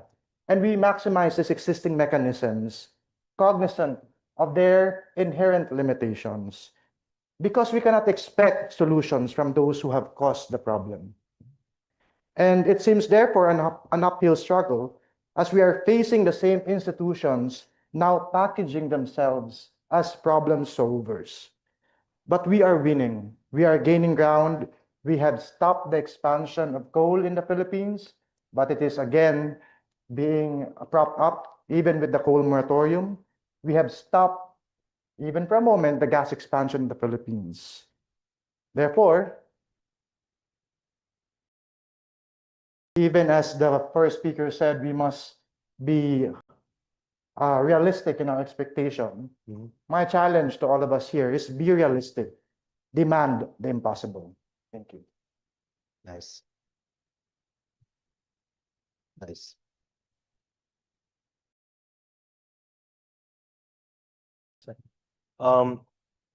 We want a high impact finance. I mean, to reimagine what finance means, go for debt. We want pre-existing buy-ins where the government already has its ducks in a row and wants to go in that direction, go for something like JAMSHORA. We want something that's simple and minimal in its legal structure, pick the low-hanging fruits. We want something that targets stranded assets that will not help you, go for those simple projects.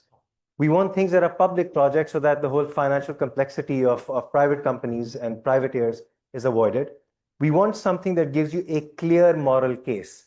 Bring morality back into the debate and stand on it. And we want something that's based in the will of affected people and the macroeconomy of the country and people at large and the region as a whole. Go for those projects, come together on it, be strategic. And that's the realism and morality that can go hand in hand.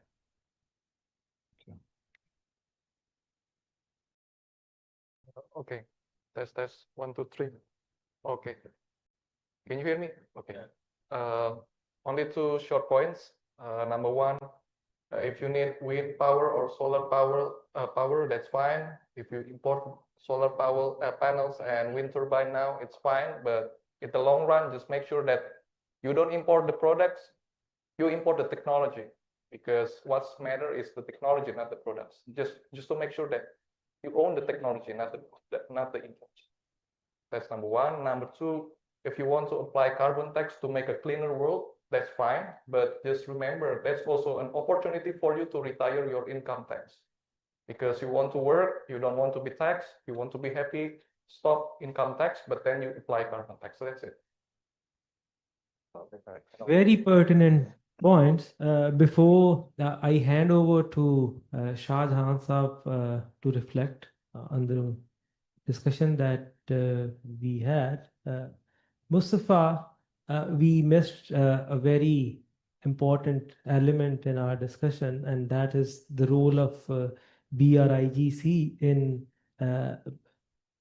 pushing or at least facilitating, in terms of pushing China towards early coal retirement in different parts of the world. So what role can BRIGC play on that front? Please be very concise and brief, as we are already behind schedule. Thank you. I think that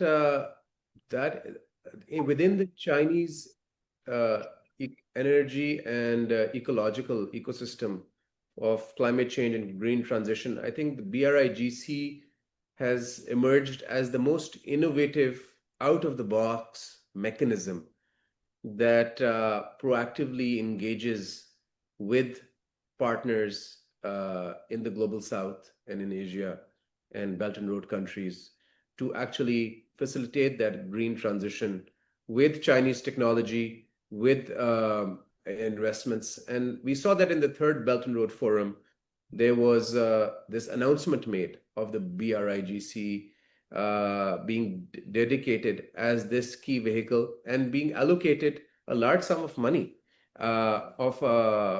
I forgot the exact figure. Hongyu, I don't know if you recall how many $1 billion it was, but what's a few $1 billion between friends? And that those $1 billion have been allocated for innovative green projects. The distinction there is that rather than transitioning projects which are existing, that money has been allocated for initiating new green innovative projects.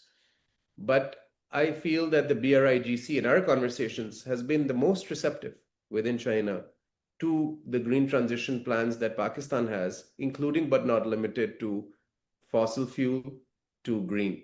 And as you know, that the BRIGC is now headed by Mr. Zhao, who was just very recently the vice minister of the Ministry of Environment and Ecology. So I think that since CPEC has been a flagship project of the Belt and Road Initiative, I think Pakistan is the most well-positioned to actually tap into that capital that has already been allocated to the BRIGC to engage proactively and actually solicit and leverage the opportunities that there are in green transition and use BRIGC to actually utilize some of that investments with private and public sector partnerships. With that, I would like to invite Mr. Shahjahan Mirza, who is the Managing Director of Private Power Infrastructure Development Board, for his comments on the discussion that we have had during the last 60 minutes or so. Yeah. You can continue sitting here. Yeah, I think I can. Thank you very much. First of all, congratulations to the organizers for arranging such a great summit on the Asia energy transition. For me, this was a great learning and education session for me, at least. And this was, I think, a truly multinational, multidiscipline, and diversified discussion, covering from all the angles what energy transition, what renewable energy integration, actually many facets it has. So we have covered almost all of those. So in this whole scenario, I started writing down the key features and the point which I would like to actually put into the summary, but so much have been discussed here that then I gave up, because it was actually such a comprehensive and such a detailed discussion that if I want to summarize it in 5 minutes, I think that will not be possible. So what we have covered starting from the ambitions to bringing it into the policies, into the goals, into the financing mechanism, and everything, I think, which is related to the energy transition and the renewable energy integration has been covered in this discussion. Maximum talk which has been made, I believe, is regarding providing financing, because that is the key actually to the whole energy transition process. Zain was quite, I think, critical, and he had divergent views on that. But in terms of financing, we like it or we don't like it. We look at it positively or look at it negatively. But the MDBs, IFIs, banks, private investors, they are in the market to make money.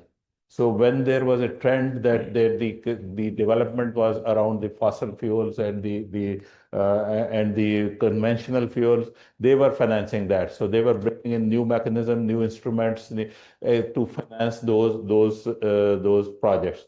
Now, because the climate change is becoming a compulsion, so everybody is talking about that. Everybody wants to work around that. So now they are developing the instruments and modalities, how they can finance this energy transition and more renewable energy.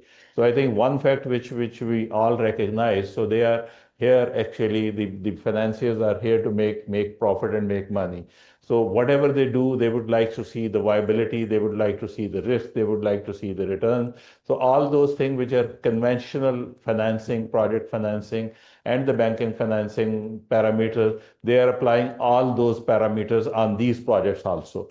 So leaving aside few exceptions, there's no philanthropy here. There's no social or public uplift work here when it comes to the financier.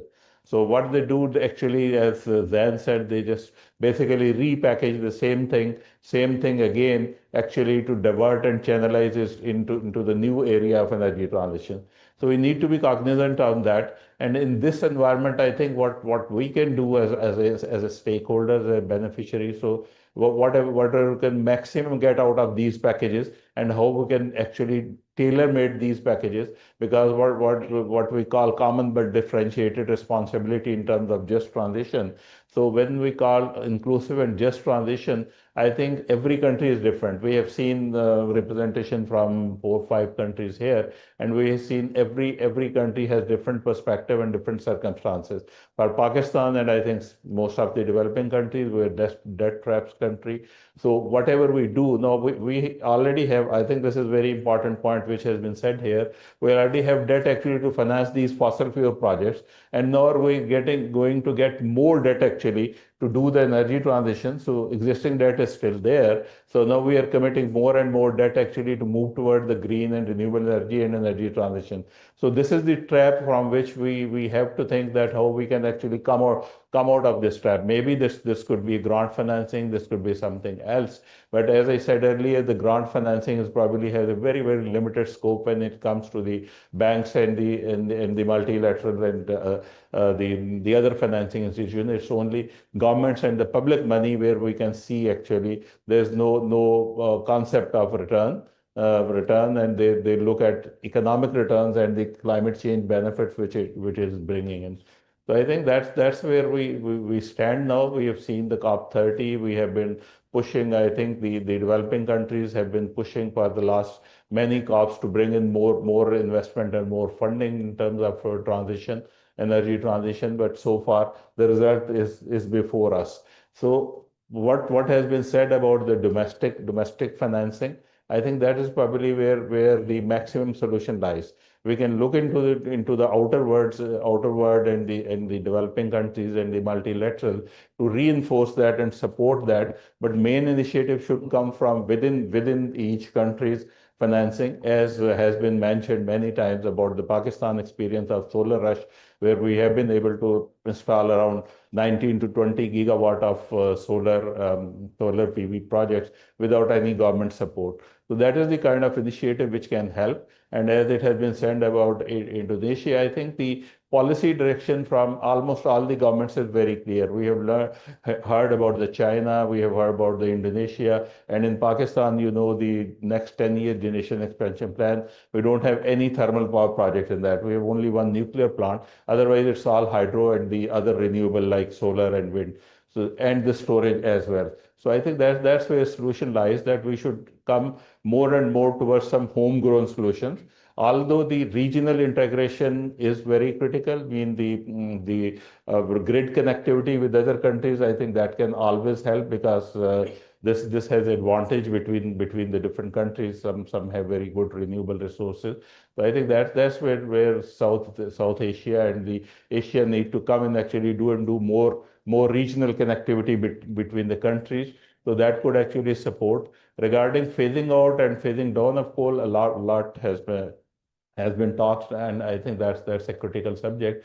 But in Pakistan perspective, although I think most of the people may not like it, but our coal fleet is relatively very new. We still have debt there, and these plants have been designed. One good thing is that these plants have been designed with the emission standards of IFC and World Bank. We have not relied on the Pakistan NEQ. So that is the positive side of that. But again, the new fleet and the huge amount of debt, the phasing out or phasing down of coal could actually be think of. And I think at many forums this is being talked out, but this is going to take some time actually to bring Pakistan coal power plants to some stage where we can think of closing down or phasing out of coal.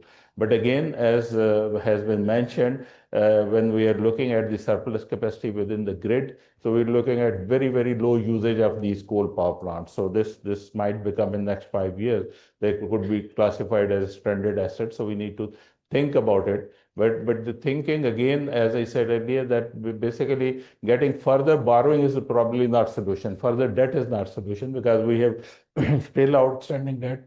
And as Mustafa has said, the Chinese are somewhat receptive to the idea of phasing down of coal.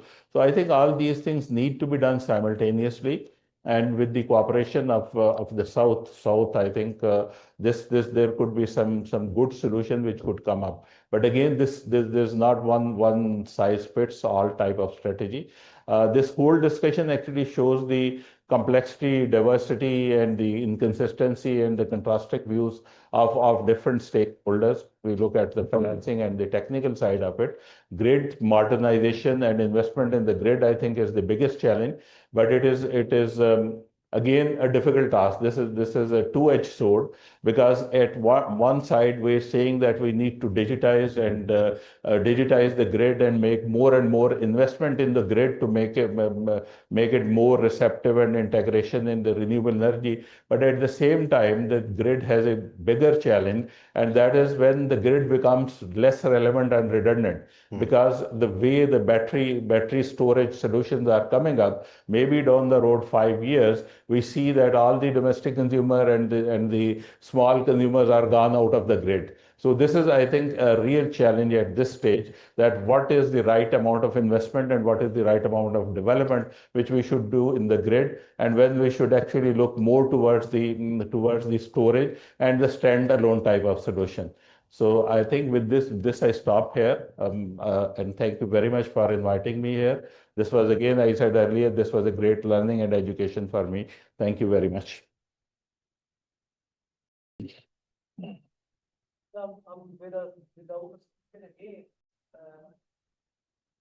What has been highlighted by the panelists? You can stand there. Podium.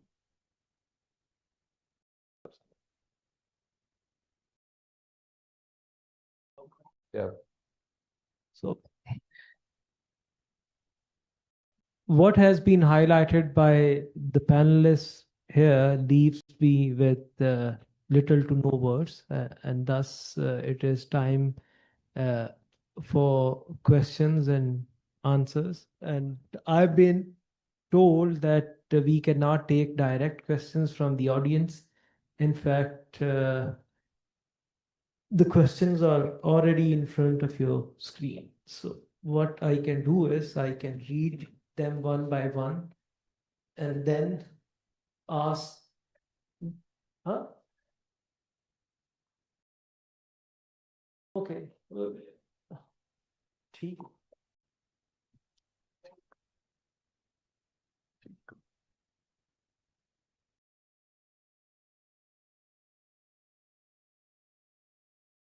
So a question from Shahjahan Saab is, what are the government's plan to limit coal imports for power generation and maintain base load in the grid, considering Sahiwal and Jamshoro experiences? Thank you. As I said earlier, these are the new plants, and our IGSAP, with the reduction in the demand and with the changing scenario of the solar influx, the use of these imported coal plants, and even the local coal plants is going very lower in the next 10 years. So that is sort of by default, there will be restriction on imports. Although we are looking into the possibility of converting some of these plants, obviously not all of them, to local coal to save the foreign exchange as well as the imports of coal. So that is the general plan we're looking at the government side. But the Jamshoro, again, I think two things are there. One is the conversion to the local coal, and this is totally new plant. And as we have heard, this has been actually pushed by the Asian Development Bank, but we are now trying actually to convert it to the local coal and doing some feasibility studies. So we're looking at it, what is the cost of converting and what is the utilization of that, because that is becoming probably one of the biggest questions, that what is the utility and what is the capacity utilization of these plants. So all these things are under consideration. So hopefully in next few months will be clear that which way government want to do about these power plants. The next question is, what are the lessons learned from ETM and JETP from the Indonesian case? I think, Albertus, you can take this. Okay, it's a good question. Just a short answer. I guess the lesson is that you have to involve your energy regulator, including your state-owned company, earlier, because in Indonesia case, ETM and JETP were initiated more by the Ministry of Finance and the foreign entities. But then when it comes to the technical studies about how many coal power plants can be retired and how many renewable power plants can be added into the system, only the energy ministry and the state-owned company know that. So these two guys, they have to be involved earlier than the Indonesia case. So that's the lesson. A question to you, Zain, is Pakistan is having one of the lowest carbon footprints and still faced with the worst climate change impacts. And how can we talk about phasing out fuel-based plants under such an environment? That's actually a good question. I mean, it depends on how you see it. There are some metrics, more recent ones. IMF suggests one where it's actually incredibly intensive if you look at it per GDP. So Pakistan is one of the highest if you think about it as emissions per GDP, even though the total emissions may not be. I don't necessarily support that view, but just to give nuance to it. I think the real question is the latter one, which is how are you going to, why would you want to phase one out? But I've got a counter question. If you're never going to use it and the utilization is so low and it's an absolute white elephant sitting there draining resources and pulling off debt, then why not? That's really the big question here. It's not just a climate question, it's a just transition question. It's about justice at the end of the day. That's as much economic as it is about emissions.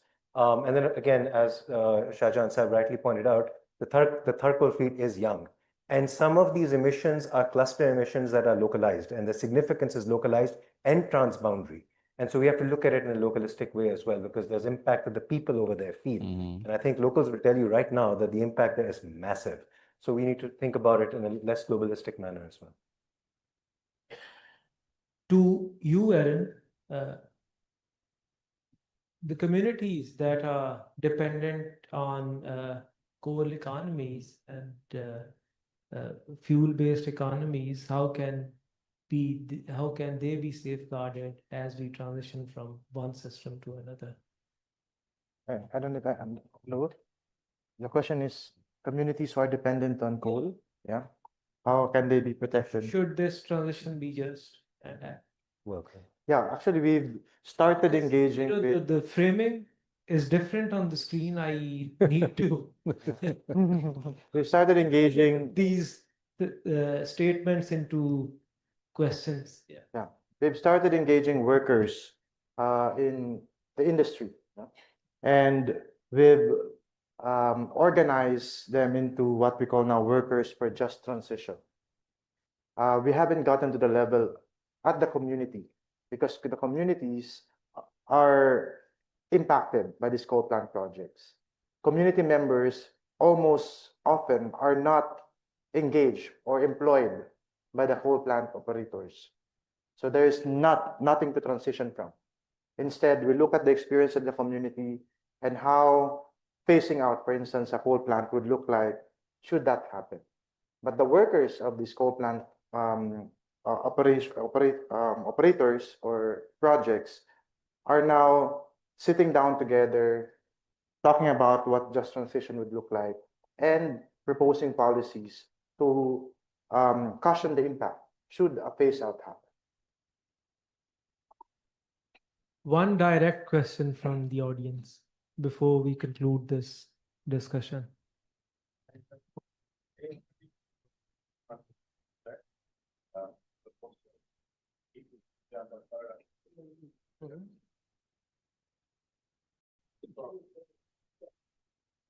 Your question, okay, two questions. My question was that we are discussing regarding the decarbonization, but is there any policy for disposing of the old batteries in case of solar storage and EV? So what's the policy regarding this? Nobody's talking on this. Yeah, correct. Okay, thank you.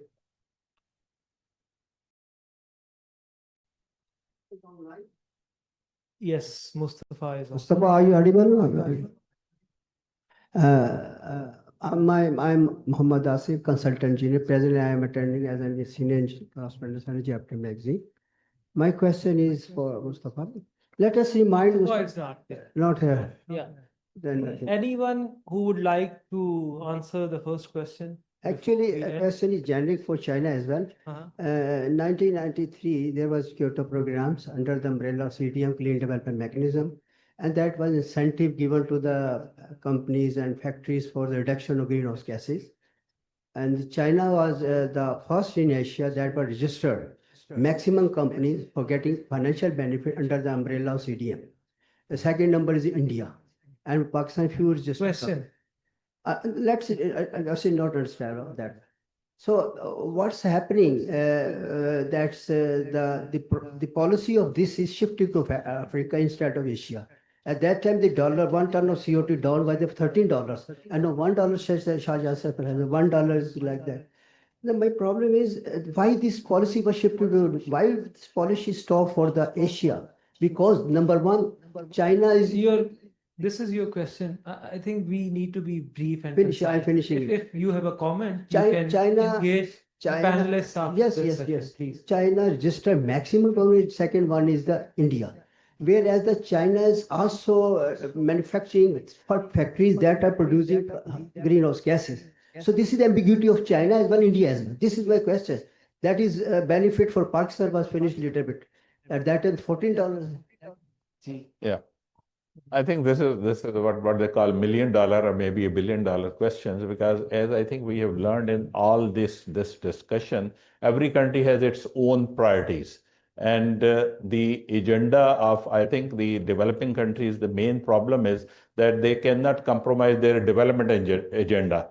They have to actually develop the masses and develop the people and develop the economy, increase the GDP, do competitive industrialization. So I think that dichotomy is because of that. They want to do at least something in terms of energy transition and green energy, but at the same time, they want to continue with their agenda of development as a developing country. I think that's what I understand as a short response to you. With this, this panel discussion comes to an end. I think Do you have? we No, I don't think there is any policy Yes, right yeah, now. there is no But this is, policy. I think, a very, very critical point that after 10 years, we'll be having such kind of discussion that what to do with this waste of solar panel and the batteries.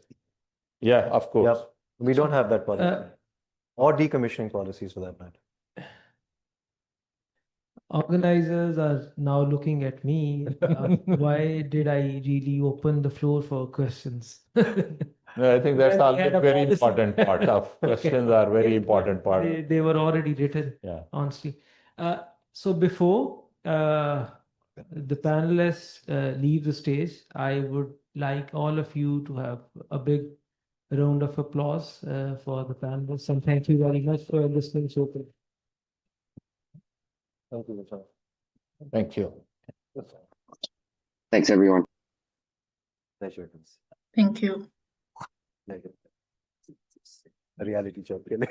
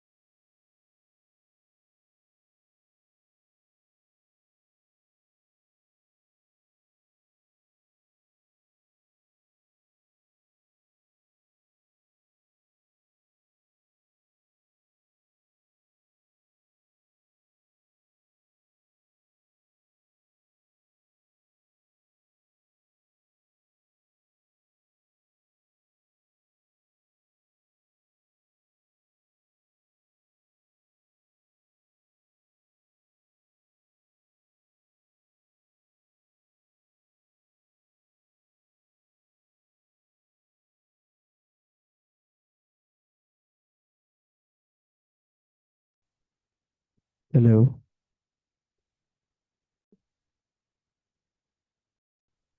Hello, testing.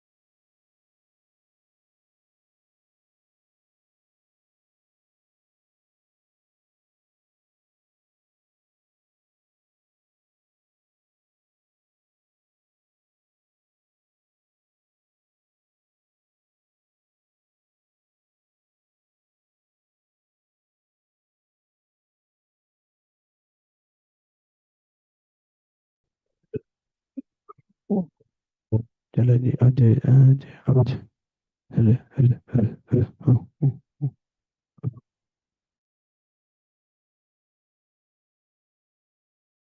ठीक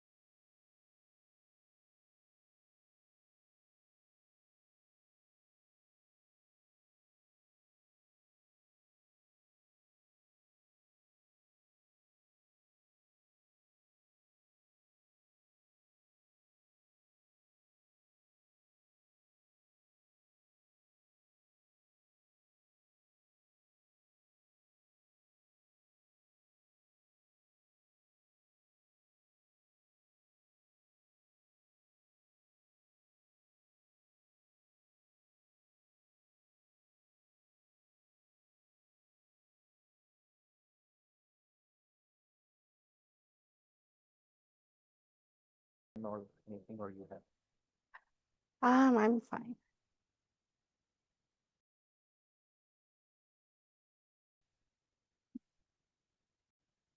Thank you everyone for coming back. Sessions don't start late in Pakistan. It's just that people take tea very seriously. Pakistan में लोगों को चाय पे इकट्ठा करना मुश्किल है, चाय के बाद इकट्ठा करना बहुत मुश्किल है. Nevertheless, we received quite a few names for this open session. Those of you who won't get the chance now, we have an open session again at the end of this event also. Right now, we have Ma'am Liddy with us. She's coordinator of APMDD. Being honest, she needs no introduction. She's a symbol of resilience for us. I'm short of words, to be honest, but I can recall some Urdu verses from one of the most famous Urdu revolutionary poets, Faiz Ahmad Faiz, who said, "Maqam Faiz koi rah mein jacha hi nahi, jo kuए यार से निकले तो सुएदार चले," that we were never confused about our destination. Soon after we left our home, we straight away headed to the gallows. Ma'am Lady, over to you. Thank you. Okay. So I was requested right before this session to talk more about the COP30 and what has been happening on the energy transition and finance issues at the COP processes. Well, first of all, to say that the UN Framework Convention on Climate Change Processes, which convenes summits of governments every year at around November, December, is a very important battleground for us to fight for the just, equitable, and rapid energy transition that is what is bringing us together in this summit. It's a very important battleground because we know that while it's very vital to push for this energy transition in our national context, there is a lot of global dimension in the energy system of the world. Of course, the value chain is global. The major actors and players in terms of the financing, the developers, they're all global.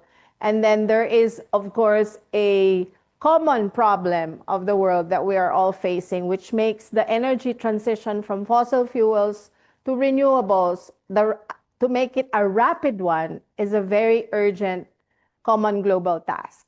So it's an important battleground, and I deliberately call it battleground because while there are common goals that have been agreed by governments, the latest of which is reflected in what is called the Paris Goal or the Paris Climate Agreement, there are so many conflicting interests that prevent the world from actually realizing this goal, what is stated in the Paris Agreement. And what we most refer to in the Paris Goal is that goal of keeping temperature rise, global temperature rise to below 1.5.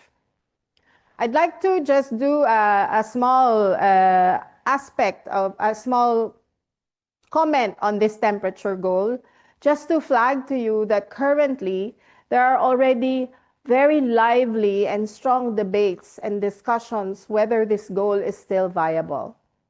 It's not being made so public because I think many communities, the scientists, the energy campaigners and the climate campaigners are not yet, or even governments are not yet ready to actually declare that the Paris goal is no longer viable, but there is already for the last 2 years that kind of discussion.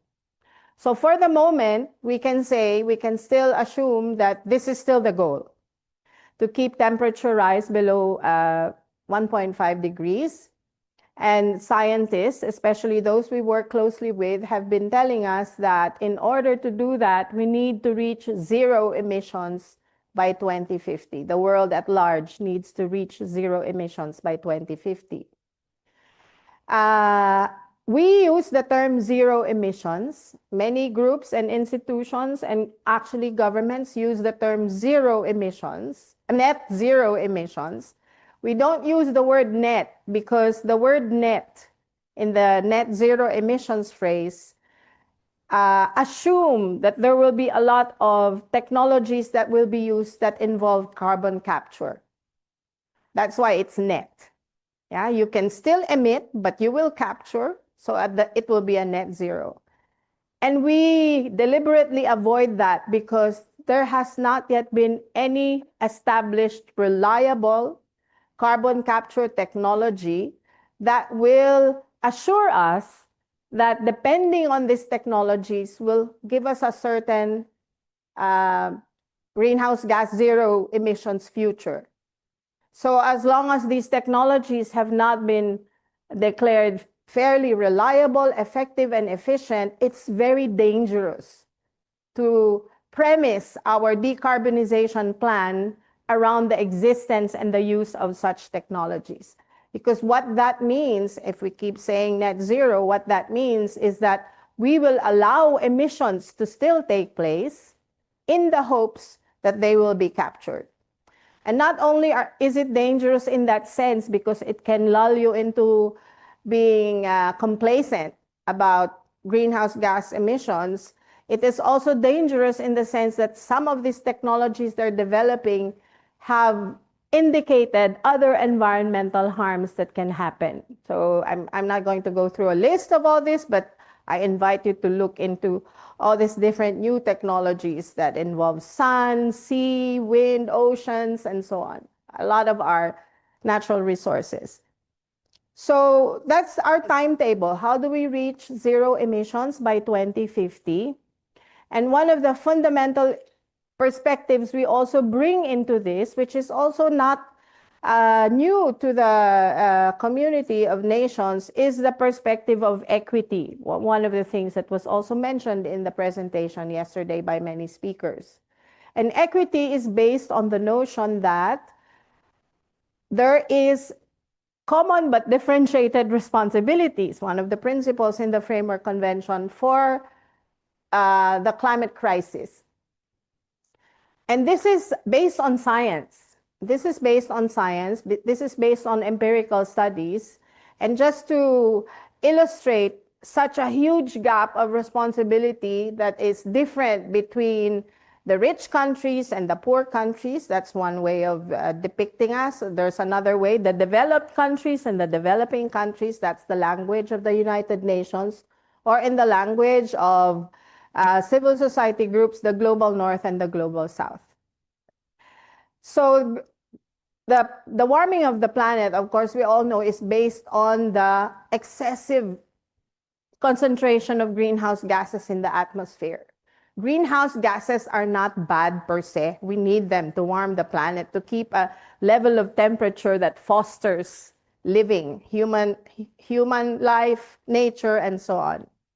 But because it has exceeded that equilibrium that fosters a healthy planet, that is why we now have to go to zero because there's just too much in the atmosphere, right? Now, if you look at why it has accumulated so excessively beyond what is healthy for the planet, you have to look at global accumulated emissions since the start of industrialization, the starting point, because this is when the temperature began to rise. This is based on not just a love of history or for the sake of history. This is based on the natural physical characteristic of greenhouse gases. They stay in the atmosphere for hundreds of years.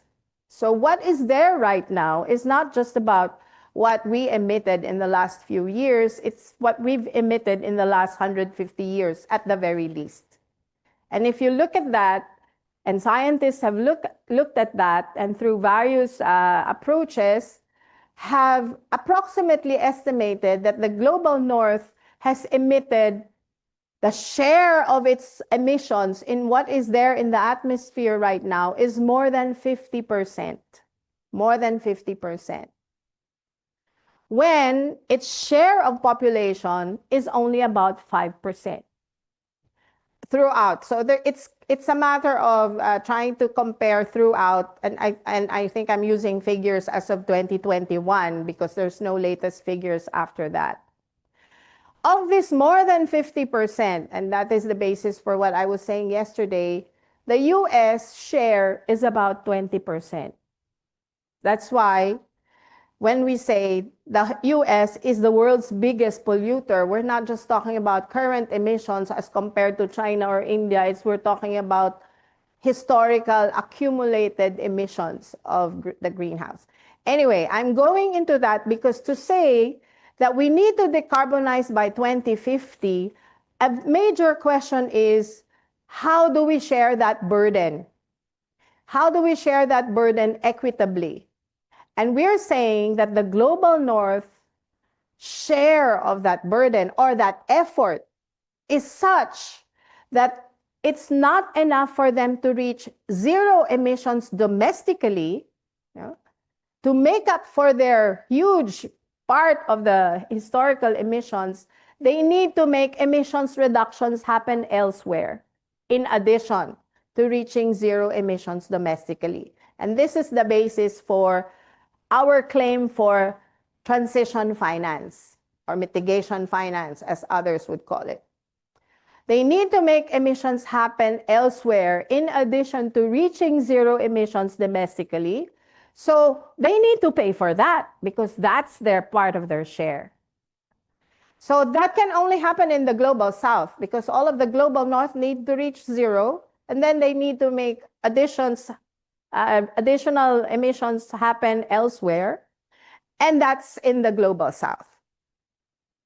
Now, for the global south, for us, we need to do our fair share, you know, so there's no escaping from that either. But in order to save ourselves and the whole planet and the whole of humanity, we need to do more than our fair share. But we cannot do that. We don't have the resources to do that. And besides, who should be paying for that addition? It should be the global north. That is the framing of why we're saying climate finance for the just transition is not to help the South. It is what is owed us. That's the topic, I think, of another breakout group session, the climate debt. It is what is owed us, and it is to help the entire planet and the entire humanity. This is not the global north citizens. We're not asking them to pay for this. It's the elites, it's the corporations, it's the governments should realize that what we are demanding in terms of climate finance for our energy transition in the South is not just for our sake. It is for the sake of the entire humanity, because what we're trying to save is not just our part of the planet. It's the whole of humanity. And we need to do this rapidly. No, there's no escape with that deadline. And we need also to do it in a just and equitable way. So one aspect of equity is this equity across nations. Another aspect of equity is within our countries. Who's going to be doing the sacrificing? Who's going to be reducing the greenhouse gas emissions? Our farmers, they hardly emit.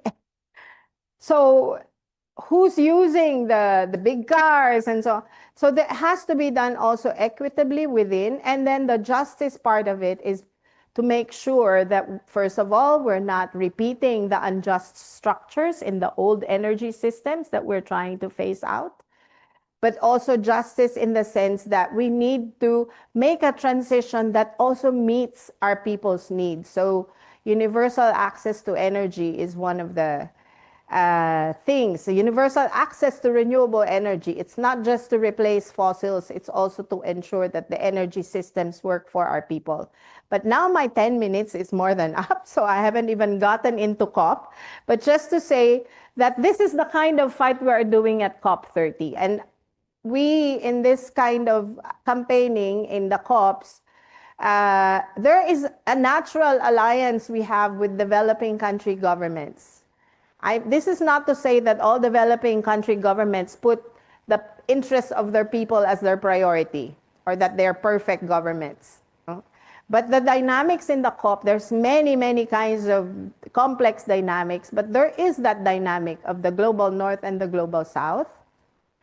And so we manage by experience to win important, what we would call tactical victories, because not all of the solutions depend on the negotiations, but tactical victories that advance our fights when the G77 remain united against what is being pushed by the global north. So that is one very important example, is when we won the establishment of the Fund to Respond to Loss and Damage, when we won the language on transitioning away from fossil fuels in COP28 in Dubai.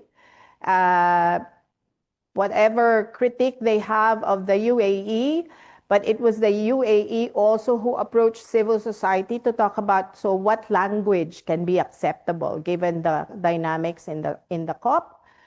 That is also how we won just now this global mechanism for just transition, because G77 and China remained united on that proposal, which came from civil society, by the way, and as against the resistance of the European Union to the idea initially.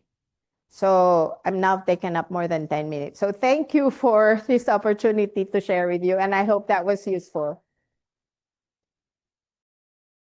Okay. Thank you so much, ma'am, for being on time, for being so precise, and the way you expressed everything with the utmost clarity of thought. So thank you so much for your words. Time for the, we don't have time for the question answers now. Thank you so much. Thank you so much. It's time for lunch now. So we will be going to executive dining hall.